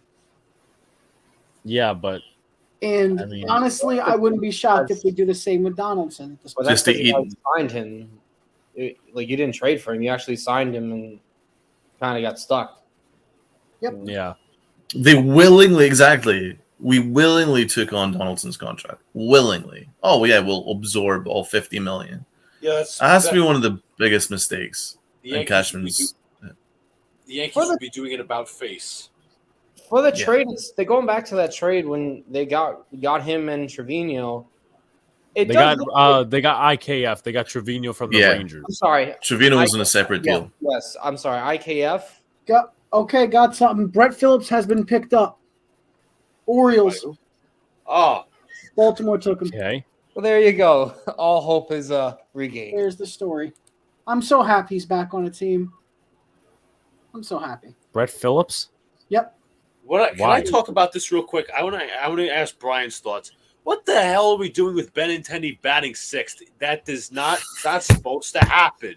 Including today, he's batting sixth behind Donaldson. This guy is like Johnny Damon. You put him at the top of the lineup to get on base. Misuse. Listen, you ask Aaron Boone. I don't have an answer for that. Aaron Boone and the fucking analytics guys. Oh, look, it's common sense, people. This guy was succeeding at the top of the lineup in Casey. Yeah, I know they're not a very good team, but still, okay, this guy's obviously the top lineup. He's hitting 317, but common sense would tell us we're going to keep him at the top of our lineup right after LeMahieu, or at least leading off. I wouldn't mind him leading off, but again, that's not where I put him. I put him in the 2-hole. Then Judge, then Rizzo, then Stan, obviously when he comes back. But it's common sense, people. God, it's a disgrace. It is a disgrace. Wow. Misuse. The Dodgers have pulled out on Pablo Lopez. They've pulled out. Really? Yep. And now they're saying there's still two teams who are heavily invested. They don't know the teams at this time, but they're saying if a trade does happen, it's going to come down to the final minutes. I would imagine someone along the lines of the Jays, the Cards, the Twins, maybe. Probably anyone who's in on Rodon. Yeah. And Pat Ragazzo, who I think the Mets fans know, yes, who said that based off numerous conversations I've had with Mets people in recent weeks, one possible pivot plan may be to call up top prospect catcher Francisco Alvarez if they can't upgrade at the position before 6 p.m. deadline. And this is basically if the Cubs don't budge off their ask for Contreras. So if they don't get Contreras, they're considering as a pivot to call up Alvarez. That's no. That I understand the catcher situation is not like the it ain't pretty in New York, but to call up your top prospect when he's like killing it, he just started killing it in AAA. Like let him there's no issue with letting a top guy develop in the minors. There's real when has that ever hurt anyone? I mean, if he does get called up and he does great, you know what? Call me an idiot, but I don't want the kid to feel the pressure or well, the Yankees fast tracked Robinson Cano and Gary Sanchez at the top of my head. It's happened to a bunch of different people, but in most cases you rush a guy and we've seen it all the time. High prospects, come up and they're brought up too fast because either the team sucks. Well, not in this case, but for whatever reason they're brought up too quickly, and their development just gets hindered. It happens all the time. Mm-hmm. There's a handful of guys in the league that were top prospects at one point. Put aside. I'm sorry. Go ahead, John. I'm just saying, like you said, Jake Lamb. Put aside the catcher position. What the hell are you doing in the bullpen? Like, I know you got Diaz, but that's pretty much it. You traded away Holderman. Now, I think somebody said, Mets fans' want of a left-handed reliever is now a need. Go get Chafin. Go get Gregory Soto. I've been pushing for Chafin for the past week. I have been literally praying every night that they fix our best. I love Chafin. You know who our best lefty is, and it's sad because you guys know him quite well. Joel Rodriguez. That's a little depressing. Chafin's awesome. I've been a big fan of Chafin. I've been campaigning for the Yankees to acquire Chafin in the previous offseason. So I expect him to get moved, and I think he'd be a really good pickup for the Mets, for instance. But yeah. Oh, I'm sorry, Donald. I interrupted again. No, it's cool. No, I was going to say the asking price can't be that high, right? The guy is an opt-out after the year. Yeah. Passan just said apparently 10 minutes ago that, one has to think that Carlos Rodon goes off the board in the next half hour. So is that going to be to the very deadline? Let's see. I would not be shocked, but listen, I think he's saying the reason why is because the risk and reward. It's a big risk, but the reward is massive. I'd get him. If I had to predict of where he's going. I think the Cardinals might get him. They've been pretty quiet, and they're in the middle of a playoff push. So they got to go. They got to go for somebody. They got a bunch of contact pitchers in St. Louis right now. I don't think they got that number one, put the stuff guy. So I think Rodon fits them perfectly. Yeah. Everybody's saying that because Joey Gallo's off the team and he can grow his beard back, that all his powers are going to come back. Yeah, what powers are we talking about? I mean, he was hardly a world beater before. Well, I mean, in the analytics case, he was, but I was never, once again, Donald, a fan of his. So I'm gonna let's go back to Benintendi again because I completely agree. Why is someone like him batting sixth? It makes no sense. It's misuse, actually. I mean, if you're in the 90th percentile batting average, and upper 90s in contact, and doesn't ever strike out, and the high walk guy, that's someone you need at the top of the order. Ooh, Plus, he's Yankees.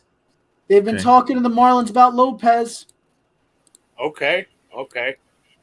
And they're mentioning prospects involved. Okay. So we'll see which prospects are coming up here. They're going to try for another starting pitcher, it looks like. Go give up Peraza, Florio, and Andujar. This is going to be really interesting. If the Yankees pull it off, what's going to happen to this entire starting rotation? Oh, my God. There's going to be so many questions. You need to cut somebody or put somebody in the You would have to put somebody down into the minors. And the question is, who do you put down? Do you put Severino down? Montgomery. No, he's on the IL, but the talking point and the question is, all right, you got your top two in Montas and Garrett Cole. You got Monty, you got Cortez, and you got Tyon. You acquire Rodon or Lopez, that shoves one guy out. Who's that guy going to be? That can't be Nestor. It's got to be Monty or Tyon. Do you think they would trade a starter for Pablo? I'm not. Again, that could happen. I mean, Montgomery. Yeah, as just an MLB player to throw in the deal, sure. At that point, because like that's the deal. God, look at his numbers; they're so good. One thing, it's weird because Pablo Lopez is an incredibly good pitcher. He just doesn't know how to beat the Mets. He's like good. Yeah, you're right. Although he didn't. Yeah, you're right. No, he got exploded But this time, for if 7 he comes runs to this against the team, he'll Mets. actually have the run support. That's true. Which is the same thing we said about Montes. Montes struggles a little bit, but he has the run support now. Yeah, the Mets have Dodgers single-handedly blown up his season. He's given up 13 earned runs and 20 hits in 7 innings against the Mets. But you take him out and you take away the Mets, and his ERA is in the mid-2s. Lopez, I remember Alex. Didn't we see him? We saw him against the Mets on that Friday night against it was Mets Marlins, where the Mets just blew out the Marlins. It was like 10-4. It was like 10-0. It was like 10-2. Yeah. I got free food and drinks that day. That's all I remember, to be honest with you. All right, I got another one. Twins, Cardinals, and Phillies are all showing interest in Rich Hill. Rich Hill. That would be an interesting acquisition, isn't he? Wow. He's 42. Isn't he old? My God, he's eligible for a bus pass. That's what I said. Isn't he old? He's 42. That's right. That's probably what Scherzer's going to pitch until as well. The way he's pitching lately. Yeah, but he's actually he might be good. going into his 40s with the way he's been pitching. You know what, Brian? You could just take the Yankees jersey back off and just go ahead, show it. Show everyone again. Do I have to? I want to hear you wore that today. What do you mean you have to? I didn't. Should we protest? Yeah, exactly. No one put a gun to shame. your head. Open it up. Sure. Yeah. Okay. Listen, I was here to make my case that Scherzer should win the Cy Young this year with overall contra. So that's the main reason. He's not really going just. He's not. Why are you wearing a Mets t-shirt? You just noticed it now? It's just such a disgrace. He's coming to my side. Listen, there is a reason for everything. Okay, and he's taking the Yankees thing. Yeah. The only reason I love Scherzer. It's the only reason I have it. A fake Yankee fan. A fake Yankee fan. Absolutely. He's a That's Mets right. plant. Mets That's plant. right. He is. That's right. It's Brian called unbelievable. Donald the Patriots plant. How many Met fans are going around with Garrett Gold jerseys? 0. Exactly. 0. Exactly. I can have admiration for a player from a rival team. I'm allowed. Yeah, but I would never buy their freaking shirt. Are you kidding? You know I used to own Saints jerseys as a Bucks fan? I had Saints and Bucks jerseys. That doesn't help your case, man. I love Drew Brees. You're such a Fairweather fan. I mean, look at the teams you root for. You root for all the good teams. The Bucks just won a championship. The Yankees. I'm just gonna buy you a peanut. What are the other teams that he likes? That's a complete Milwaukee sham. Bucks. You're forgetting the Milwaukee Bucks. That's what I just said. The Bucks just won a championship. 12 years old. The Tampa Bay That's Bucks not this. championship. Yankees. You're just a fair weather fan. It's like you're just going through it. Right? Who's good this year? Right? I'm gonna buy their jersey. Oh, I'm not even like that. Such a disgrace. Guys, Mets talk. Such a disgrace. Tom Brady. Come on.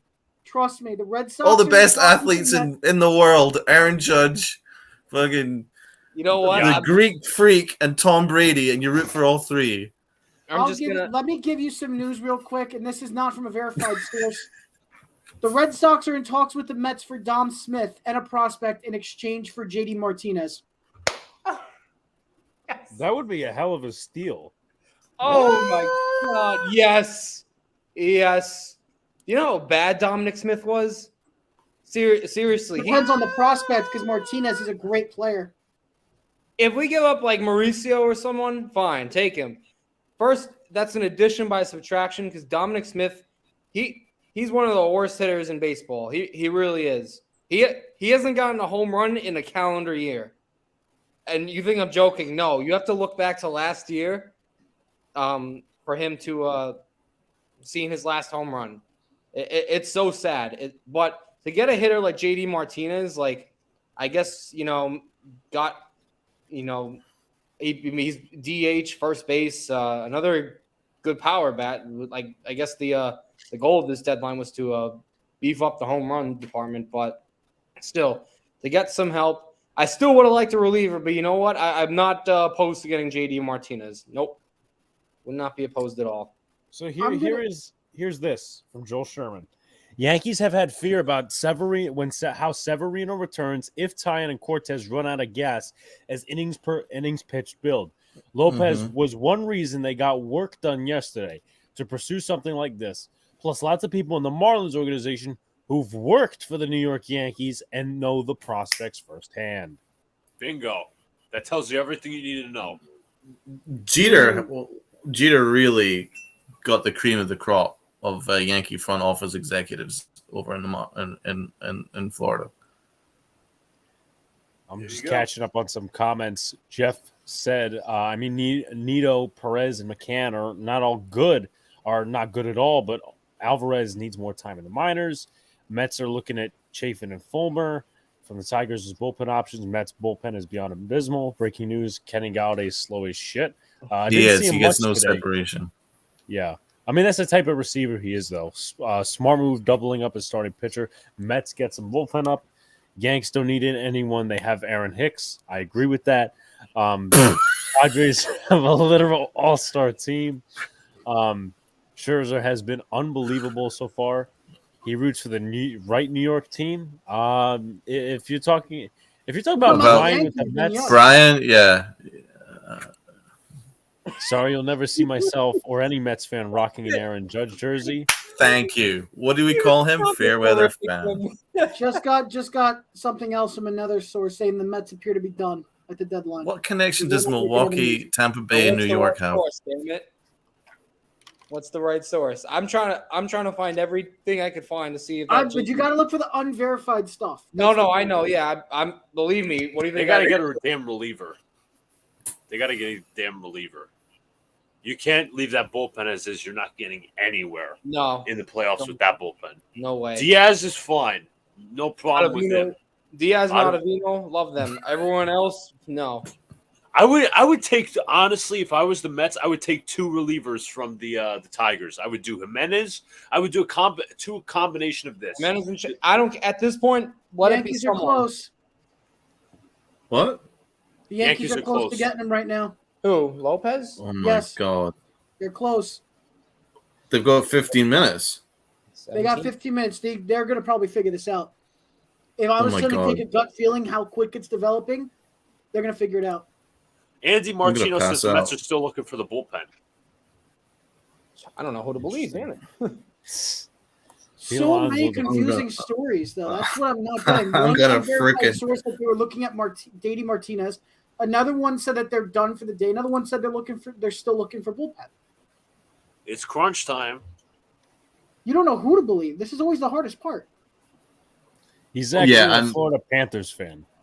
He's also, let me just say, his dad is from Florida, so that's how he's the Florida connections. That's how I got the Florida Panthers. That's how I got the Tampa Bay Buccaneers. The New York Yankees is because my mother was from New York, and I had to take something from her, so I took the New York Yankees when I was young.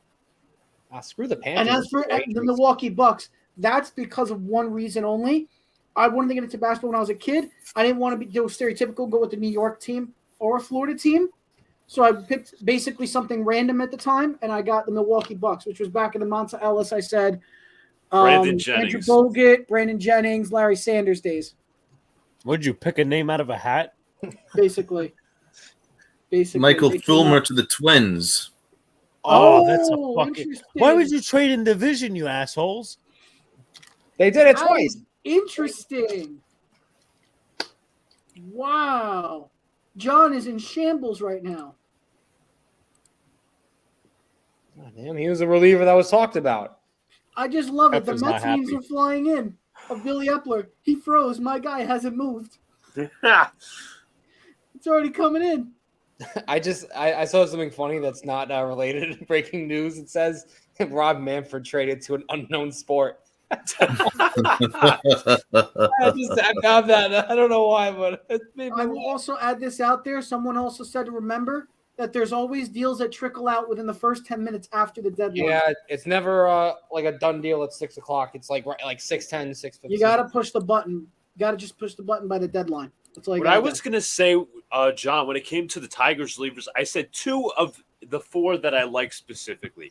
Chafin being one of them, Jimenez being one of them, Fulmer being one of them, and Gregory Soto. Any of those 2, obviously Fulmer's gone now. He went to the Twins. Any of those 2 of Soto, Jimenez, and Chafin, grab one lefty, one righty. That's how I see it. I'd say Chafin's the more valuable just because we don't have the lefty.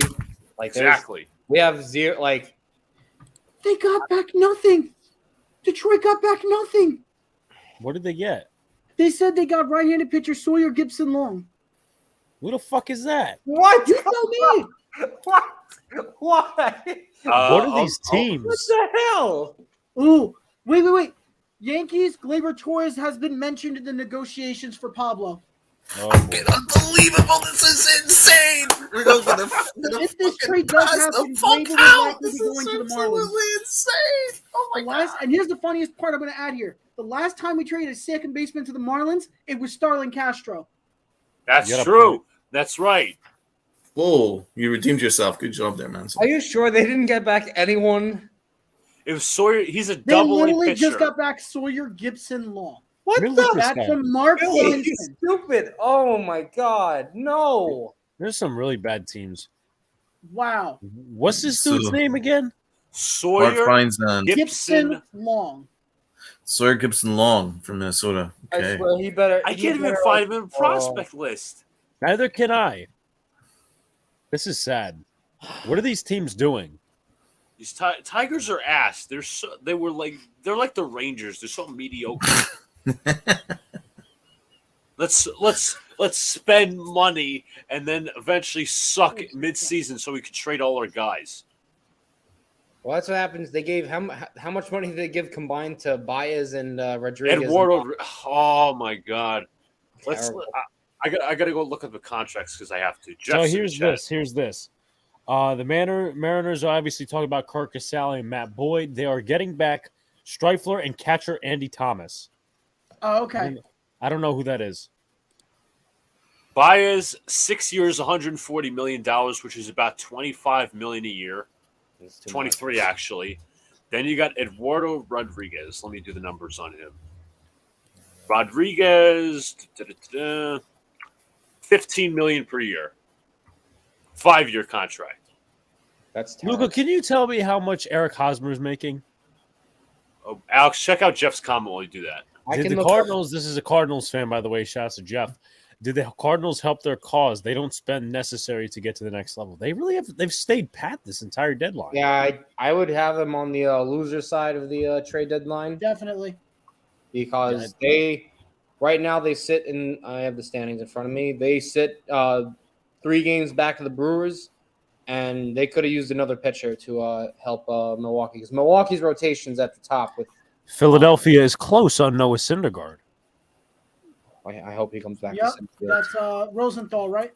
Whoa! So they're gonna get Robertson and Noah. That would be pretty good for Philadelphia. They also That got was actually what's the really- guy's name from Angels? He's the hitter, Morris. outfielder. The- Thank you. Yeah, the center fielder. Um, Can you see That if was a they're gonna shocking one. include, He's only 24. He's young. he is. Philly's having a better deadline than the Mets. I'm Hosmer, 8 years, $144 million, $18 million a year. Brian, you were saying. I was gonna say I want to see if in that deal with the Phillies, if they're gonna include Raisel Iglesias or they're gonna leave him out. Mm. Didn't they they got just re-sign Robertson. him this offseason, Rysel? I I thought he resigned. think- All right, I'll do the. Yeah, it's a new contract. 4 years, $58 million. That's around $14.5 million per a closer. Okay. So Worth we are the just money. about almost 10 minutes away. 10 minutes away.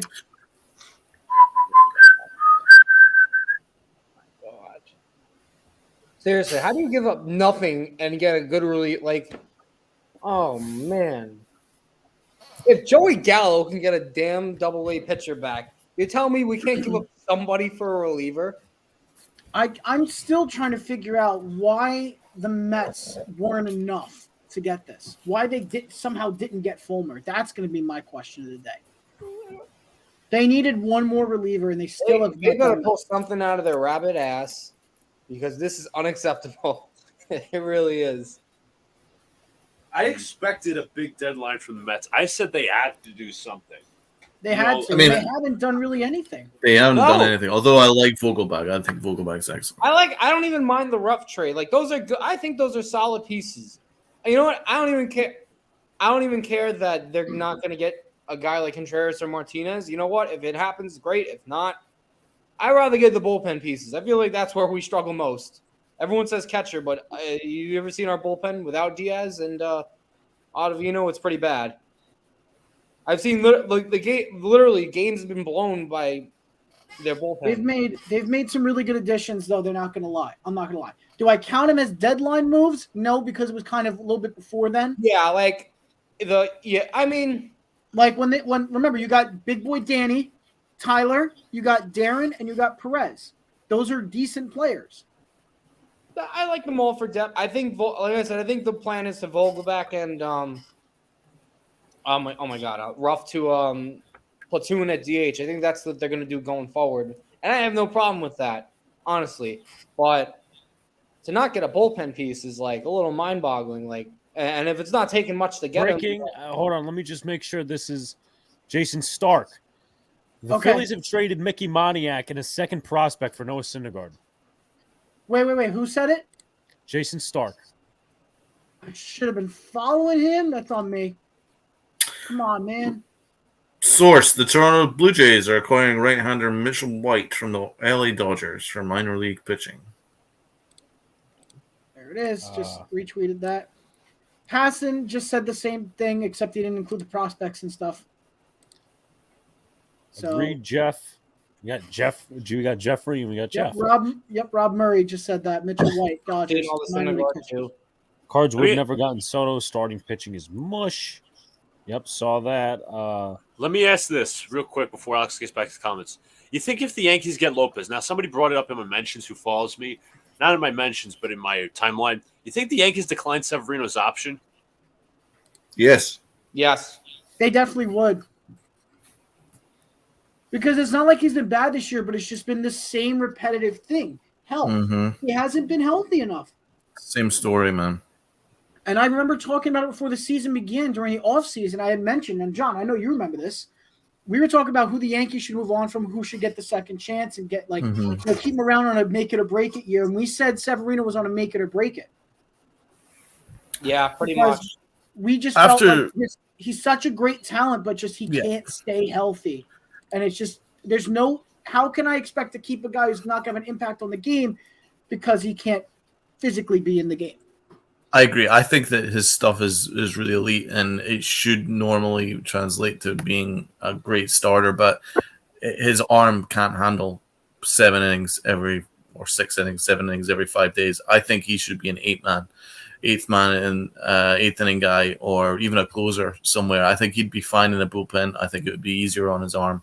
I think that's the next stage for him, and that's what I would have done for him this year. I really do, because I think it's asking too much for him. He hadn't pitched properly in like 2 years as a starter, and he was doing really well under the bullpen last year. I think he's more cut out for the bullpen now with his arm problems.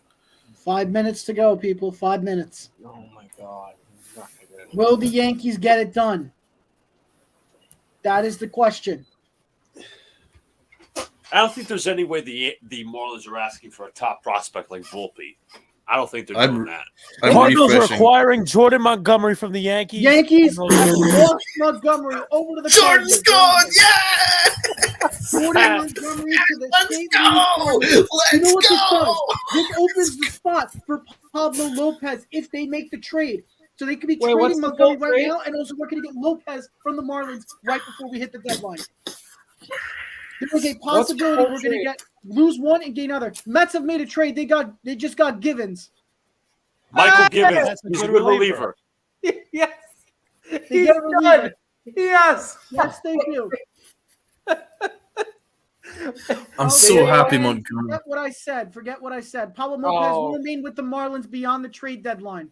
The Yankees are one of the teams that tried to deal for him, but the match just wasn't there. Now Wait, Lopez hold is on. under What? I'm control sorry. until 24. Restart that. Lopez will not be moved at the deadline. The Yankees missed it. Apparently, the match was not there.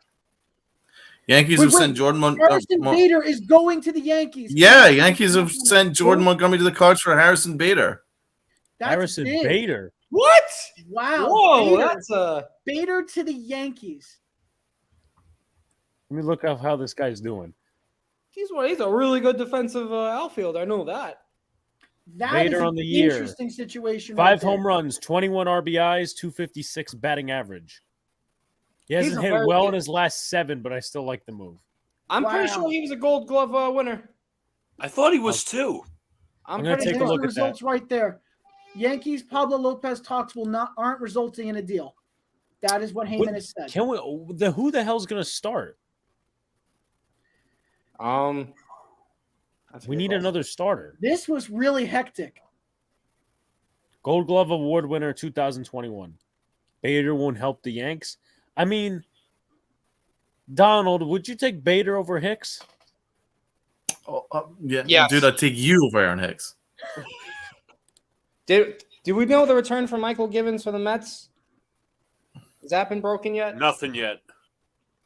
I'm just happy they got a reliever. That's all I asked for in the past. I didn't even think of Givens. I'm not gonna lie. I said it for the Yankees, but I didn't think of it for the Mets. You know, I have to credit somebody with this.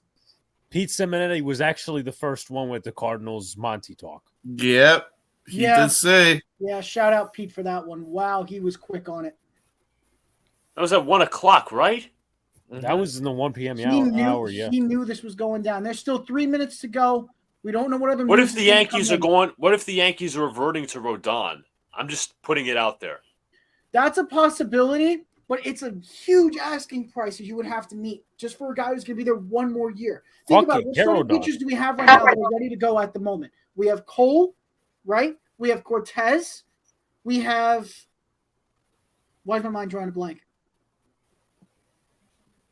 My mind is drawing a blank. Cortez, Montes. Montes, yes. Tyon. When said Tyon. the plan. We need a fifth. Tyon. We have a fifth guy because everybody And I else is hurt. Monty's gone, yes! There's a fifth guy coming. I love Cashman. He's a badass. He was like me. He was obviously watching that last start and going, nah, fuck Montgomery. I'm trading his ass. Here we go. Yeah. So Yankees were talking about a number of starting pitchers with other team sources said, and Montgomery is the one who goes to St. Louis for center field or Bader. Cardinals get another arm after Jose Quintana, and the Yankees get one of the best fielding center fielders in the MLB. Joel Sherman made a tweet, by the way, just before Alex talks. Bader's currently on the IL with plantar fasciitis. The Yankees wanted better defense in center and to get Judge out of center field to protect his legs. The Mets are trying for one more reliever. Oh, yeah, it's still official. going. It's official. Pablo Lopez is not going anywhere. Yep, Joel Sherman said it. And So Craig are we Mish going said all in it. on Rodon? I don't know. They got 1.5 really minutes. Everything's going crazy right now. It's still going. Remember, we got 1 more minute. Oh, there's one more thing. I forgot who the missing Yankee starter was. Domingo Herman. Oh, fuck him. Ew. We still have Herman as one of our starters. So I would expect one more trade or something. In 40 plus innings of work, Michael Givens has a 2.66 ERA this year. Holy He's crap. good. He's a good player, and he has 2 losses, but 2 of those losses have come against the Mets. So take that what you want for, but the guy is a good reliever. By the way, Bader was a Gold Glover last year. Yes, that's what I meant to say earlier. Yep. I love it. Some Mets fan turned around and said they got the wrong Cubs reliever. No, what? I mean, I'm not. What's it called? I'm not saying that Roberts. I wouldn't mind Robertson, but I'll take Michael Givens. He's a very good reliever, if you ask me. And the clock has struck 6 o'clock. The deadline has officially hit. So For the next 10 minutes, we're going to see whatever pours over. If nothing pours over the next 10 minutes, then it's all done. We might get one or two more trades that. We'll see what happens. Do we Givens know is who not the a Mets gave up? The Mets are trading a low-level prospect to the Cubs for Givens as well. So it's a low-level prospect, not a big one. Givens is not a free agent until 2024, although he has a mutual option in 2023. I feel like he'd probably opt out, but you know what? I just want him for the playoff run at least. Again, it's a mutual option, so I think the Mets and the Royals have traded Whit Merrifield. No. Merrifield is Yeah. gone. Fine. Just got No. Mark Feinstein. Wait, what? Where? He hasn't said. He didn't say the team. Imagine, He said he's been imagine traded. it's the fucking Padres. If it's the Padres, bro, Oh God! I'm gonna lose it. Yeah. I'm gonna lose I'm it. refreshing Whit my is shit. out of Kansas City. Let me see. I'm waiting for the update. Bob, what do you got? Come on, Nightingale. What do you got? I'm refreshing too. Bob, you suck. He was Bob in didn't even give a straightforward answer. He just reiterated what every other reporter has said about Montgomery. Oh my gosh. This is unbelievable. Merrifield. I'm waiting to hear. I'm looking at the latest tweets. See, it's past 6, so yeah.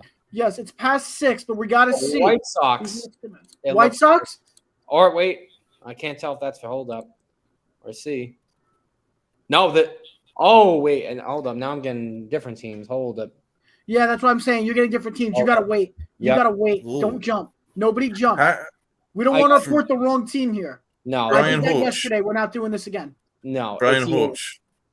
Brian Hoch. Harrison Bader, who the Yankees are acquiring for Jordan Montgomery, is on IL plantar fasciitis. He will be shut down for several weeks.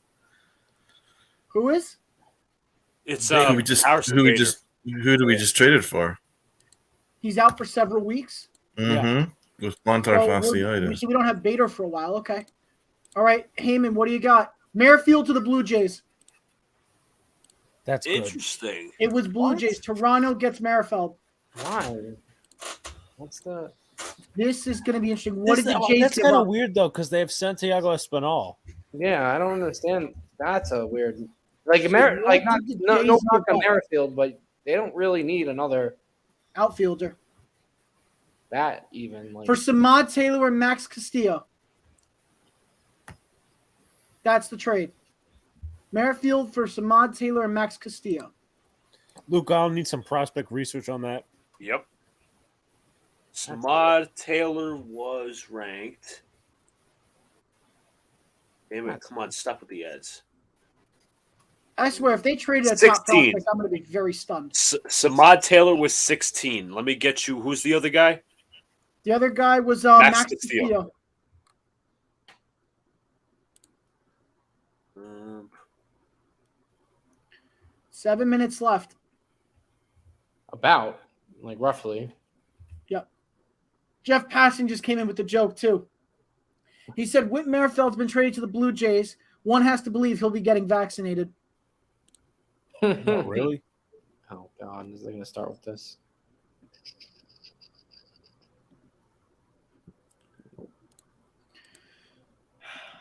Red Sox, I think, got better by getting Pham and Hosmer. Yeah, but they're No. not going anywhere. I don't know about Pham. I wouldn't say that about Tommy Pham, though. I wouldn't say I wouldn't say that. I mean, they needed more offensive prowess more than Bobby Dahlbeck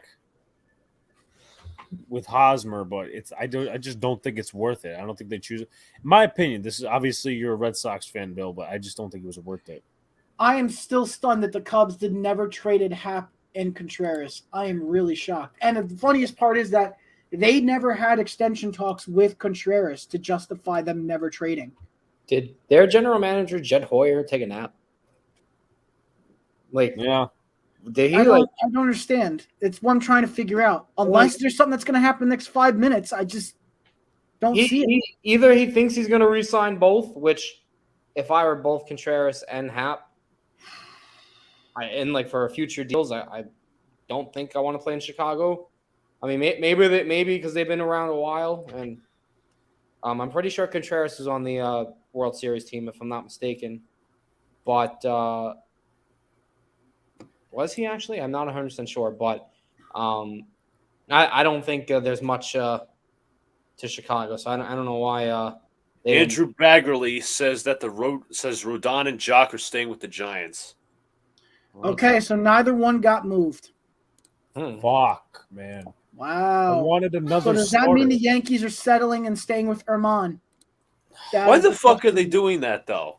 So don't get is it. Clark Schmidt going to Rangers be are the fifth? not trading Matt Moore. Is Clark Schmidt going to be the fifth starter then? He got sent down though. No, it's going to be Herman. You've got Hold up. It's Montas, Cortez, Cole. Montas. Bob Nightingale just went straight out and said the deadline is over. There's going to be no more deals. I'm not going to trust a word that comes out of his mouth right now. I saw. Did anyone see the tweet that Jeff Passan? I'm not Jeff. That Adrian Wojnarowski put out earlier, and No. he took a photo of Passan on his computer. He's like Passan behind the scenes. Woj's Twitter account today. Yeah, it's official from Rosenthal about Contreras and Happ. Yep, they were not moved. They were kept. I like this move. And let me tell you, that is a huge miss overall. It's a huge miss. I'm low-key kind of pissed, though. Why? Because, well, okay, you trade Monty.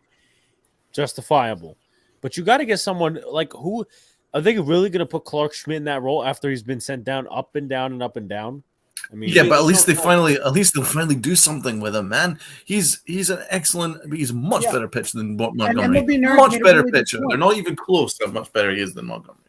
MLB Nerds just made a really good point about Montgomery. The exact word is like, what the F? This came completely out of left field. Monty's a really solid starter, but it leaves a glaring hole in the rotation. And Bader is out for the majority of the season, but he has another year of control. Mm-hmm. So what was the point? Did they say Montgomery is a solid starter? He's a solid member of the rotation. Yeah, he's a fifth starter. I think we're just Exactly, that's what that means. they're throwing on the word solid too nicely He's By a the solid Yankees fan, fifth What do you starter. expect? Yeah. at best. What else do we got? Anything else? No, I don't see anything else here from anyone on Twitter. Braves pitcher Jesse Chavez just left the media room where Austin Riley's scheduled to talk. Safe to say he's on the move. who the fuck wants Jesse Chavez? He's like 40. Is it more like 10 minutes or is it like 15 or 30 minutes after the deadline? Well, where let's see. officially say no more trades. Chavez is Passan- 38. What did Passan just say? Not going to be any buzzer beaters from the Cubs. Everybody's saying the same thing. Everyone's still waiting word on the Red Sox trade candidates. They're still waiting to hear from the Red Sox if anybody was getting traded. I feel like that one really quiet. Imagine the Yankees get Nathan Eovaldi. If we got Eovaldi back, that would be insane. I don't think I know that's not happening, but it's fun to think about. I don't think that the Red Sox will trade a significant player in the division, despite how bad they are. Despite how stupid some of these teams are. Well, yeah. That's a disappointment. Mets didn't get a lefty in the bullpen. At least they got somebody. Righty or lefty. I would have preferred Andrew Chafin from the Detroit Tigers, but at least they did pick up another bullpen arm.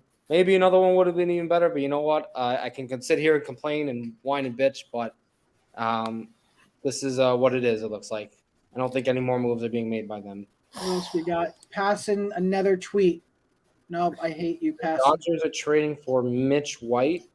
Yeah, that was reported. That was a while back, yeah. Yeah. I was like, I didn't know that one. Okay. San Diego's sending the Sox $44 million. Oh, they just got video. Wilson Contreras and Ian Happ were hugging in the dugout to still be Cubs after the trade deadline. Nice. That's right. They were hugging before because they thought they were going to get traded. Now they aren't. They thought they were going to get traded. Now they find out they weren't traded, so they were hugging It's definitely possible, Bill. It's definitely possible. I mean, Chapman is a prime example. Much appreciated, Jeffrey.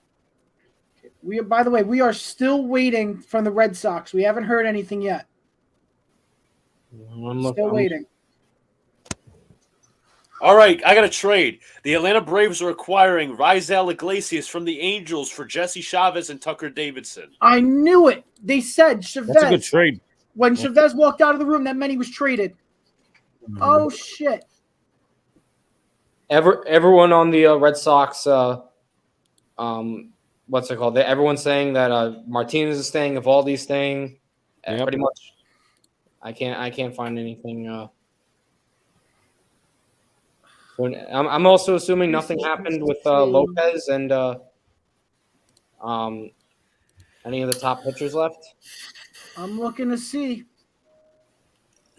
It's officially been 10 minutes, and we just had another deal come in, so I would give it another 5 to 10. See what else goes in. Wow. The Braves didn't really upgrade that much this year, and they were a little quiet, other than Iglesias. I love it. Giraffe Neck Mark says, now this is something to be upset about as a Mets fan, missing out on Iglesias. I mean, what is Rossio? And Jake Ellenbogen says the Yankees rotation as it stands at the moment, which He's is our guest next week, by the way. Garrett Cole, Frankie Montas, Nestor Cortez, J-Mo, and Herman. That is the 5. The last 2 I don't get. Nope. I mean, They're not going to use. I'm telling you right now, they're not using Clark Schmidt. Why not? You right. Why? I'm not really saying not going Donald. to. I'm not saying I'm against it. No. I'm just saying. Why not? I'm just saying. Like, I'll take Clark Schmidt over Herman. This guy's been in the system Schmidt's been in the system how many years? And we've not used. Luca, I got to make a transition. Just give me a second. All right, we've barely used him as a starter. That's the whole point of the. They barely used him as a starter. That's right. Red Sox are not making any more moves according to Chaim Bloom. Cubs are a joke. They don't care about winning. They totally dismantled the team. White Sox are done as well. I'm just shocked. Cubs fans are pissed. Cubs are mediocre, so I don't know what to say. Mets will continue to look at David Peterson in a relief role. Yeah, that didn't work when Gleyber Torres hit a 2-run bomb off. I was there. I was at that game, and he completely gave away a game, and thank God they won it in the 9th. But he completely gave that to Yankees. I don't know what to make of Peterson yet. He's been a really good starter at times, and then when you put him in the bullpen, I don't know what it is. His timing's not there.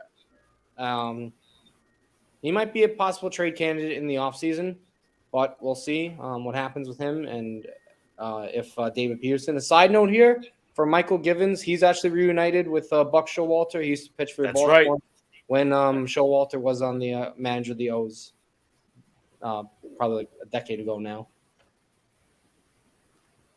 I'm not seeing anything here. I think that was the last of it, unless I'm wrong. We'll still wait. You never know. Yeah, well, yeah. 1 or 2 more, but I don't think. This was hectic. This surely was crazy. Wow. What a way to finish.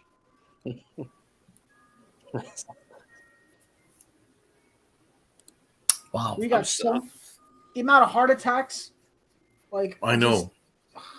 I was about to party when I thought we were about to get Lopez. Because that's what every Yankees fan was thinking in the moment when I said that. When I said that, the first thing that popped in my head is, okay, so they traded Montgomery to get Bader, so that opens a hole in the rotation where Herman currently fills. So that means they had to be going for Lopez because that would be the only thing that makes sense. That means you're also going to lose Gleyber, which in the moment, that means DJ pretty much moves full-time to second. Oh, right. Okay. And I think you could much would have happened. It would have been like, oh my God! So now we're good because that means Tyon will go to 5. That means Cortez will be probably 4. Wait, no, that means would it be Cortez? No, it'd be Lopez 4, Cortez 3, Montes 2, and Cole is number 1. That's what it would have been. Now Rob, my co-host, just pointed out something that by getting rid of Montgomery, it saves $5.5 million off of next year's payroll. Oh, that's that is handy. JD stays with the Red Sox. Yep, that was They really couldn't get something for him.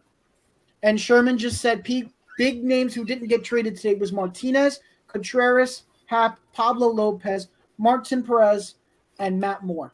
Those are all the people who did not get traded today. The biggest names. Yeah. Mets ran Monty out of New York. Pretty much. Yes, that's right. That was No, that I would say the Royals. I would say the Royals. Right. They beat him up over the weekend. I would say the Royals. The Royals blew Monty up like a firework a couple of days ago. So I think the Royals What do you did. got, Bob? What do you got now? I'm still trying to look. Bob said that Raisel Iglesias just signed a 4-year, $58 million contract with the Angels last winter, with $48 million still owed after this season. Atlanta said they're picking up the entire contract. Ugh. That is... Oh, there's a player to be named later in the deal with Bader.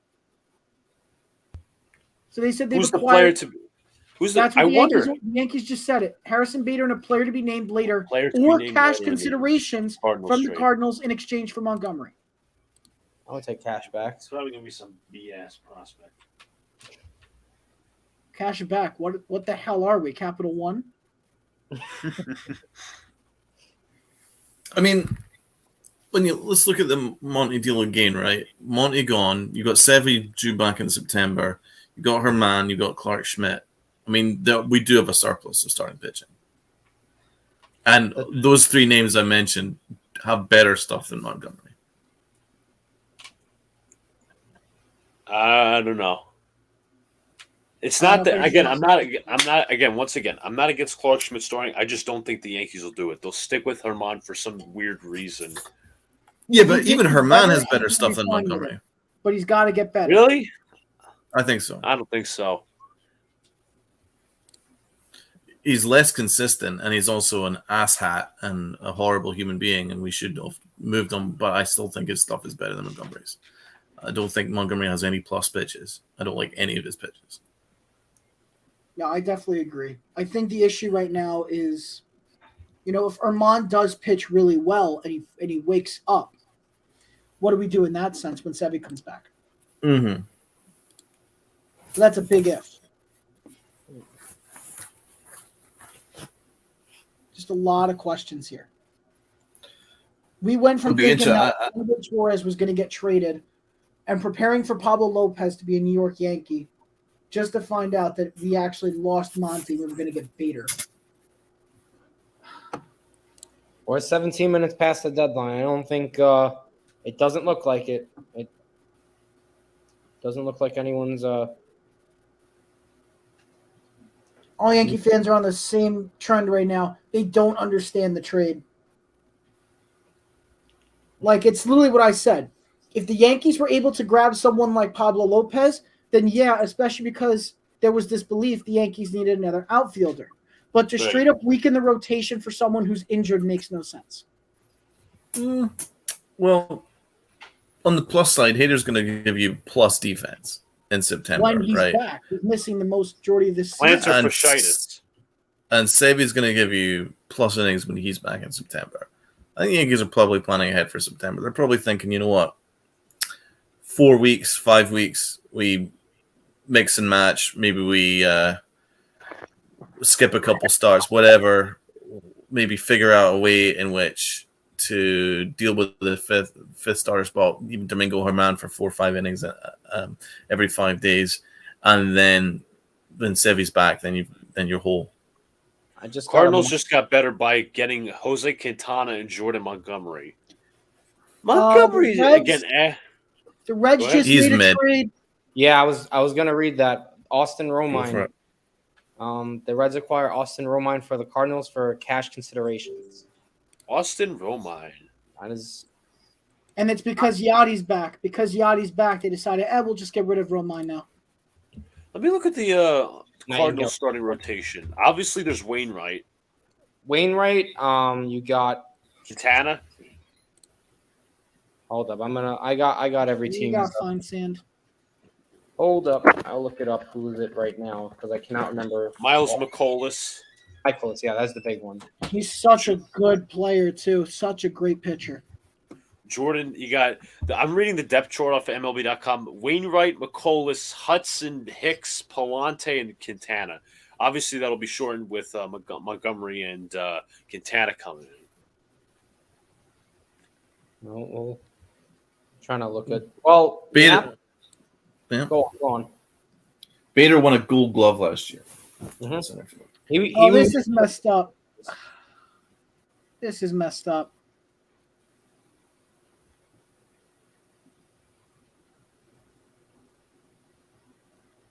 You guys hear me? Yeah. Mostly. So apparently, under the Yankees tweet welcoming Bader, the general consensus is that they're hoping he fails the physical, so the trade fails. They're hoping he fails the physical. Wait a minute. Where'd you hear Timeout. this? They want Bader to fail the physical so that the trade doesn't go through. And I'm like, how does that work? Like move straight. Like, it's just, I don't even know what to say. That makes Where did you read that? Who gave you that information? Read it on where it says Bader to the Bronx. The second guy says, I hope he fails his physical. What? Oh, that's not what the Yankees are hoping, though. Oh, I thought I was. No. The fans, the fans are starting to say stuff like, don't care, sadly. Why didn't you get another pitcher? I hope that this guy plays like Judge's prime or his trade makes no sense. Bring Judge's Monty back prime. right now. Whoa. Yeah, but he can't play and we don't have any pitchers. And then someone said, we want Monty over Erman. Like, just unbelievable. There's so much hate on this trade. Like, I get it's not the best trade, but if he comes back and he does really well, I mean, that would be something to watch. Because So now, I'm sorry to interrupt, Brian, but who's back? but who is? That. Would the outfield be Benintendi, Bader, and Judge, and Wright? Yeah. Because Bader's That's center possible. fielder. And then that means Hicks gets Likely. knocked out of the lineup, out of the rotation, out of the lineup altogether. So that means, okay, so let's go off what it currently would be. Trevino catcher, Rizzo first, second base is Torres or LeMahieu, whatever they decide to do with him. Shortstop is IKF. Third base is Josh Donaldson. Left field, you would have Benintendi. One fully back. In center field, you would have Bader. Right field, you'd have Judge. DH is Stanton. This is just wow. Like, and whoever just said that, you're definitely right. The Yankees have way too many outfielders now. We should have done something to move Hicks or Andujar, something. And Andujar, yeah, I agree with that. Let's see what else is said. Dodgers did try to pursue JD Martinez up to the deadline, but the deal couldn't be made. That's I don't know. I don't think the Dodgers got anyone of significance in the deadline, if you ask me. There's another trade that happened also. The Cardinals acquired Austin Allen from the Athletics in exchange for Carlos Guarate. Okay. A minor deal. It's a little tiny thing there. Let's see.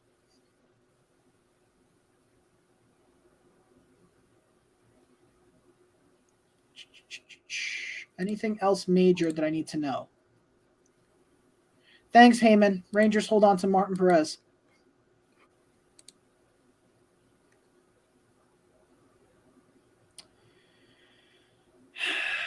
This is just so confusing.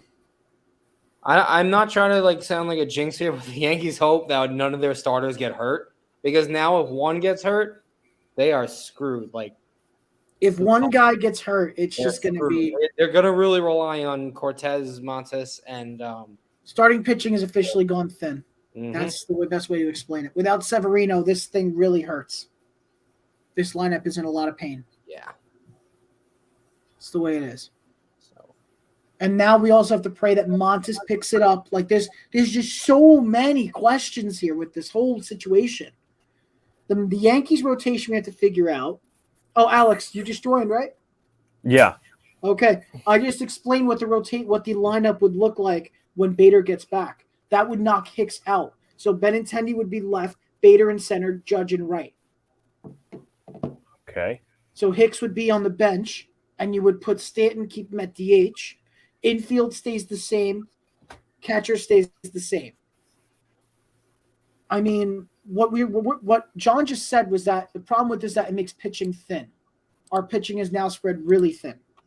So if one guy gets hurt, we're in a lot of trouble.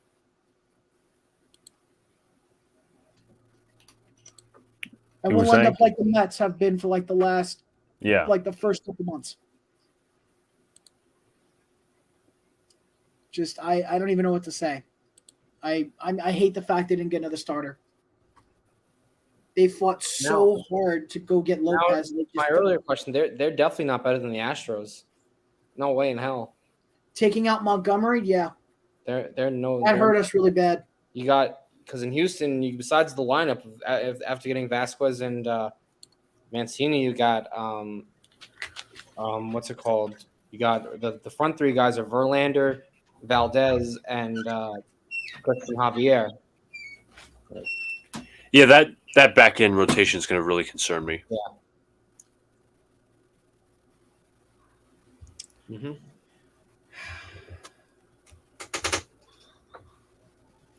Trying to see if there's anything else.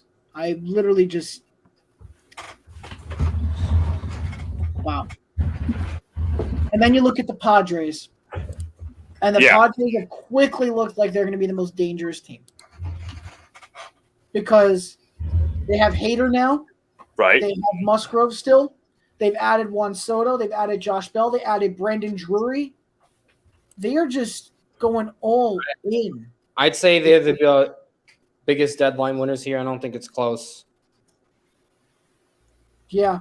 And let me give you something to think about. The Yankees traded for Frankie Montas. Okay. And the rotation somehow got worse. Who said that? Think about it. We got rid of Montgomery. What does our rotation look like now? We don't have. I think Brian's saying there's not much certainty with the number 5 spot. Taillon I could live with. Cortez is good. What's the number 5 spot looking like? And who are we competing in the playoffs with? Exactly. Right.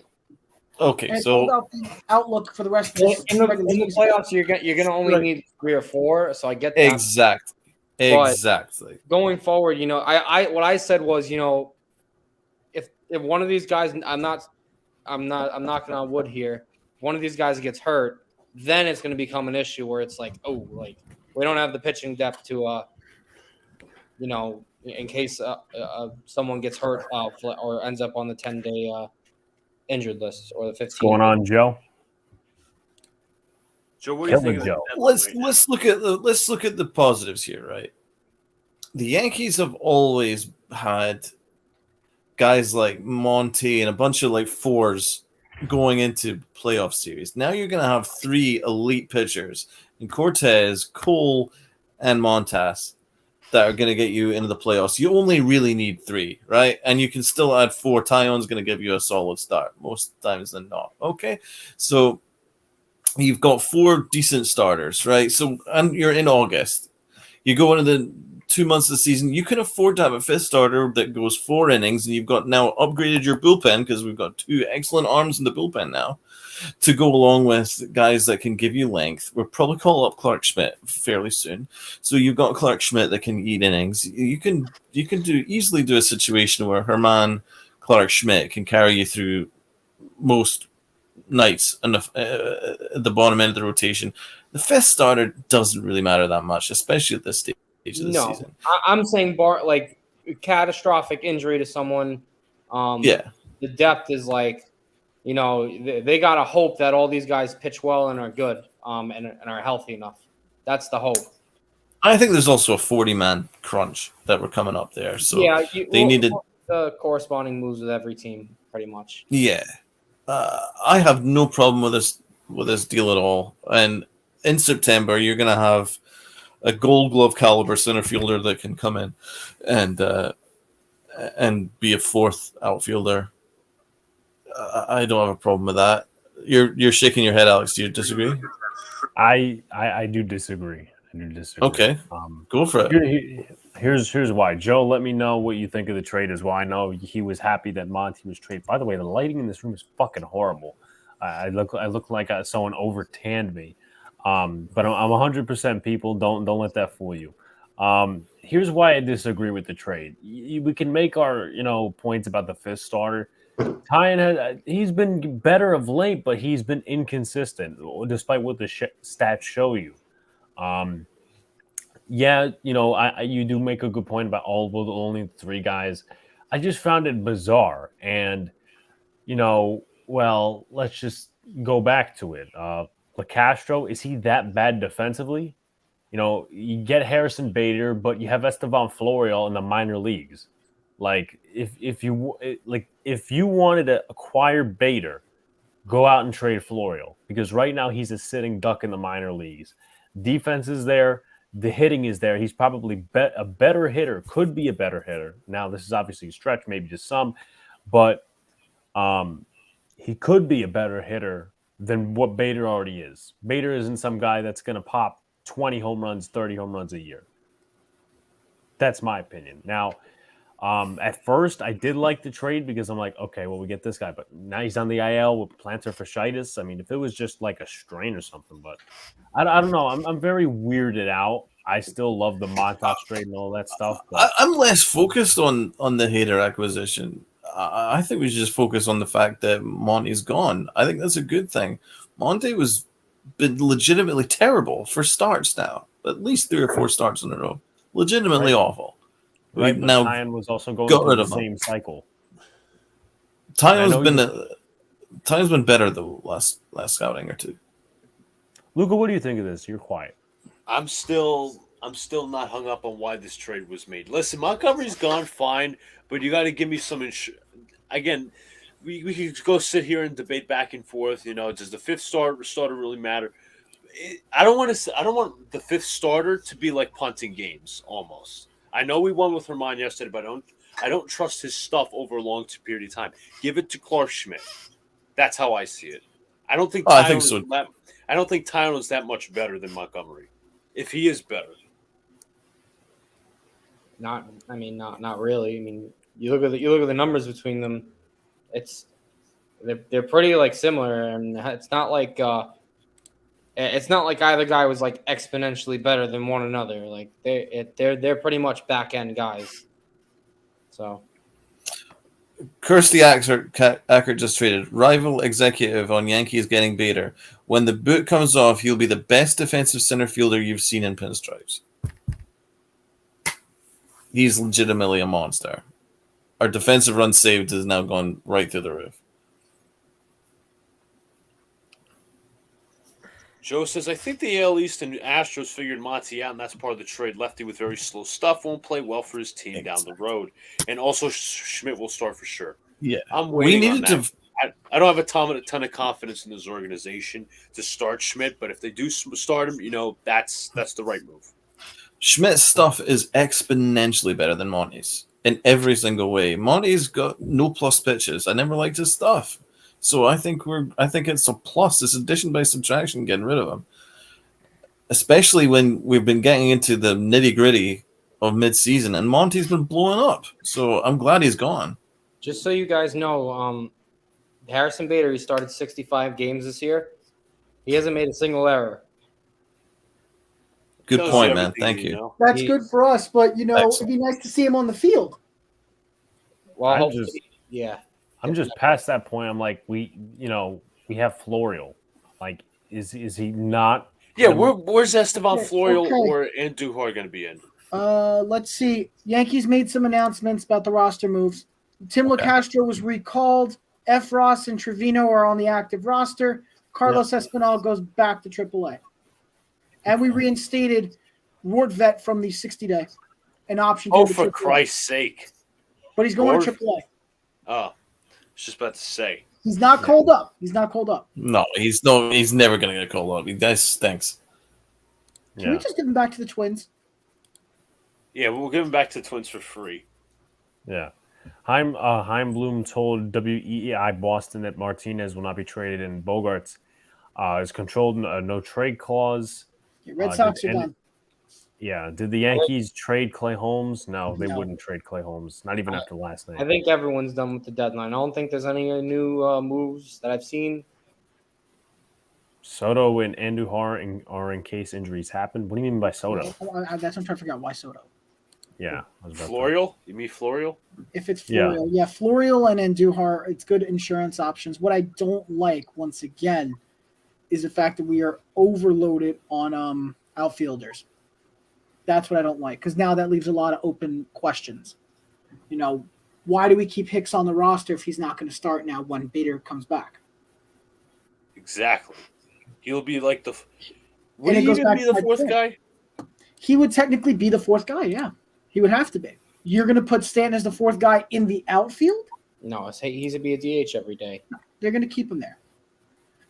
Okay. Someone just wait. What's the picture of Lou Trevino? Someone said that Lou Trevino shaved his beard and he's got a weird tan line where his beard was. Okay, so here's something that maybe people didn't say. The Yankees are only getting a player back if Bader does not come on the field this season. Oh, okay. Interesting. So I find that really interesting, to say the least. Additional Mets roster moves. DeGrom was reinstated. Kramer Robinson was called up from AAA, and Sam Clay was optioned. Now, as another thing, they finally announced who the Mets gave back in return for Givens, which was Saul Gonzalez. I'm fine with that. I don't believe he was a top prospect, unless I'm wrong, which I don't think I was, but I know he's not in the top 5. What was his name again? Saul Gonzalez, Saul. Gonzalez. I've never heard of him. I'm not even. So I don't think it was that significant. I'll take it though. I'll take it. Do I think the Mets are gonna be coming out of the National League? No, I still think the Dodgers are the team to beat. No. You don't think so? I think it's the Padres now. No Nope. stopping. They don't have the starters to match up. I like what they did. Believe me, they're going to give them a run for their money. But Blake Snell has not pitched to his what he once was with the Rays. Yu Darvish is not the same guy. Like, good pitchers, don't get me wrong, but they've definitely taken a step back. Okay. Yeah. With that being said, I think we could close it out here very slowly. It's been about 2.5 hours. Had a real fun time. I mean, I know we were like an hour and a half late, but we still got a gist of what happened, broke it down, and all that stuff. We have. I'll start with final thoughts. John, Brian, Donald, and Luca. I think we already said it, but I'll say it again. Padres, yes, they're the deadline winner, but I still don't think they're good enough to be better than the Dodgers or the Mets. In terms of the biggest loser, you could throw a couple of teams in there, but a team that I thought was relatively quiet at the deadline, and I'm shocked they kind of didn't try and make a heavy push, would be the I'd say they even got a little worse. The Milwaukee Brewers. It kind of stunned me giving up. I know they gave up Josh Hader yesterday, but I didn't see them get significantly better. So we'll see where they go. Brian? First of all, I'm gonna agree with John. I think the Padres did definitely win this deadline. They did a lot of moves, gave up a lot on their farm, and it's just basically into a sense of let's win now. Let's go get a championship. Let's build a dynasty. Let's start. And you know what? That's a good thing. I think the Padres are due for a dynasty eventually. They've come close before to getting a championship and fallen short. If they were to win one, I wouldn't mind. San Diego really could use one right now. And, I'm happy for them. In terms of how the Yankees did, they were okay until the point of this last trade. Everything was fine everywhere else. I was happy with the relievers we got. I was happy with getting Benintendi. I was happy we got rid of Gallo.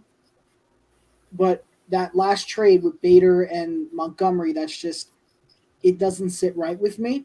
But we shouldn't overlook the fact that the Yankees had a very strong deadline. They still had a strong deadline despite losing Monty. So I would say if I was to give it a grade, honestly, I would say about a B plus. About B plus. It could have been better. If we could have got another starter, it would have been nice. But it was still very good all the way around. And for the Mets, you guys were able to add in more relievers, which was very good. Finally, although it took like a buzzer beater. My God. But you're still lost.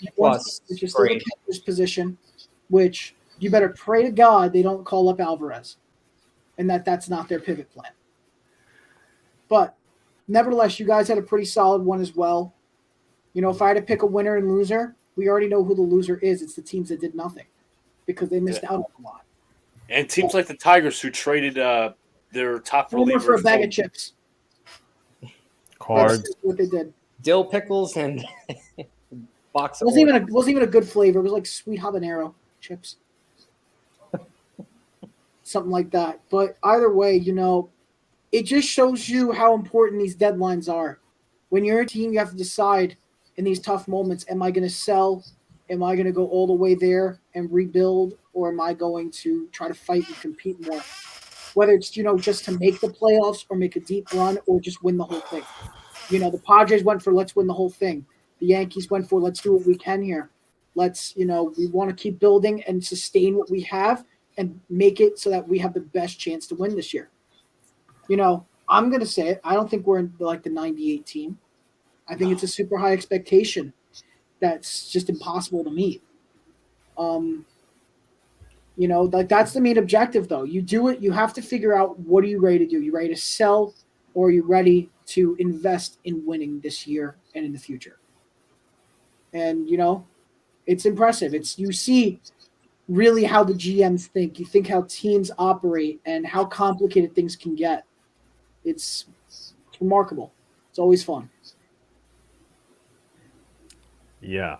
Donald? Okay, so first of all, thanks for Brian and John coming on. It was a really good show. Okay, so regards to the deal, let's not forget Scott Efros is a Yankee. That's an A acquisition. He's got 5 years of control. He's got the filthiest sidearm slider you're ever going to see. And a sinker as well. So he's going to be fantastic. He could easily be an eighth inning guy right now. So we got him. We got Trevino. He's going to add a whole lot to the bullpen as well. Okay, so you got two really good arms right there. Then we've added an ace in Montas. 1.7 WAR. He's got a better ERA than Garrett Cole. I'm not saying he's better than Garrett Cole, but he's certainly an upper echelon starter. If you ask any Yankee fan a couple of years ago, who would you prefer to have and lose? Would you be okay losing Jordan Montgomery and gaining Frankie Montas? I'm sure 100 out of 100 would have gone, yes, absolutely. So, Frankie, you always, when you're looking to win a championship, you need to add upper echelon arms. You need to add plus stuff arms. You need to add someone that can easily be a number one or number two. You worry about that a lot more than guys that are like a 4 or a 5. Okay, so that's why we should not worry about Jordan Montgomery, because as for the trade, I'm actually happy with the trade, because this is why. What has been the Yankees' success this year? The little things, right? They have been focusing on the little things. Defensive runs saved, running the bases better, defense, right? The intangibles, right? So we've added that in Andrew Benintendi. We've also added that in Hader, and Hader might be available by the end of the year anyway. So you're adding defense, you're adding speed, you're adding intangibles, and I think these are all really necessary things. Plus, he's got an extra year of control. By next year, Aaron Hicks will be gone, and this will be a whole lot clearer. I know it's a little bit murky right now because we don't have all the pieces put together by the deadline, but who can do that all in 1 minute? It was a really this is all not just done in a vacuum. This is going to a broader picture. So I think this is actually a really smart deal. Clark Schmidt will be the fifth starter after Herman. I think Herman will probably get it for the next 2 weeks, and if not, then Clark Schmidt will come in, and then we'll see where Sevy is by the end of September. So I think that Yankee fans worrying about Jordan Montgomery shouldn't. So I think that it was a good trade. I still give the whole deadline an A. I think we got everything that we need to get, and addition by some scratching, we got rid of Joey Gallo, and we got a top 10 prospect in return. So that's a really good deal as well. So I think people overly focusing on Jordan Montgomery is short-sighted. We've made a lot of really good moves today. So I think we should be positive about that. Another trade has happened. Padres are sending Brent Brooker to the Royals for catcher Cam Gallagher. Interesting. All right, so interesting deadline. Obviously, we covered it a little late than we wanted to, but we got the 2.5 hours in. Very nerve-wracking, should I say, especially coming down to the wire. Yankees, Pablo Lopez trading away Montgomery, Harrison Bader, all that stuff. I give the Yankees a solid. I think I have to stick with Brian's grade. I like most of the trades. The Montgomery one, I'm still scratching the head. Not so much about Montgomery, just the back end of the rotation depth. But yeah, I think the Yankees did what they need to do at the deadline. Yeah. So, as terms of the rest of the week, check out roster bubble videos. Also, I'm going to come out with a Monty video probably after this. I got some stuff to do. So there's that. Next Monday, the guy Brian mentioned, we'll have Jake Thursday. Ellenbogen on. You were saying, Luca? Thursday, the Hall of Fame game. Thursday's the Hall of Fame game. We'll be streaming that. So a lot of stuff coming up. I have one thing to ask before we cut to the outro. John, are you attending the meeting at all? What happened? Are you attending the SFC TV meeting? Yeah, I was. Yeah. Okay, because I don't think I'll be able to. So anything Okay. I miss, Yeah, I'll text you you. just let me know. Mhm. All right. That sounds good. But I appreciate all of you who tuned in. I appreciate Brian and John coming on and conversing with us. We'll be back soon. Peace out, guys. See you later. Stay cool. Have a good night.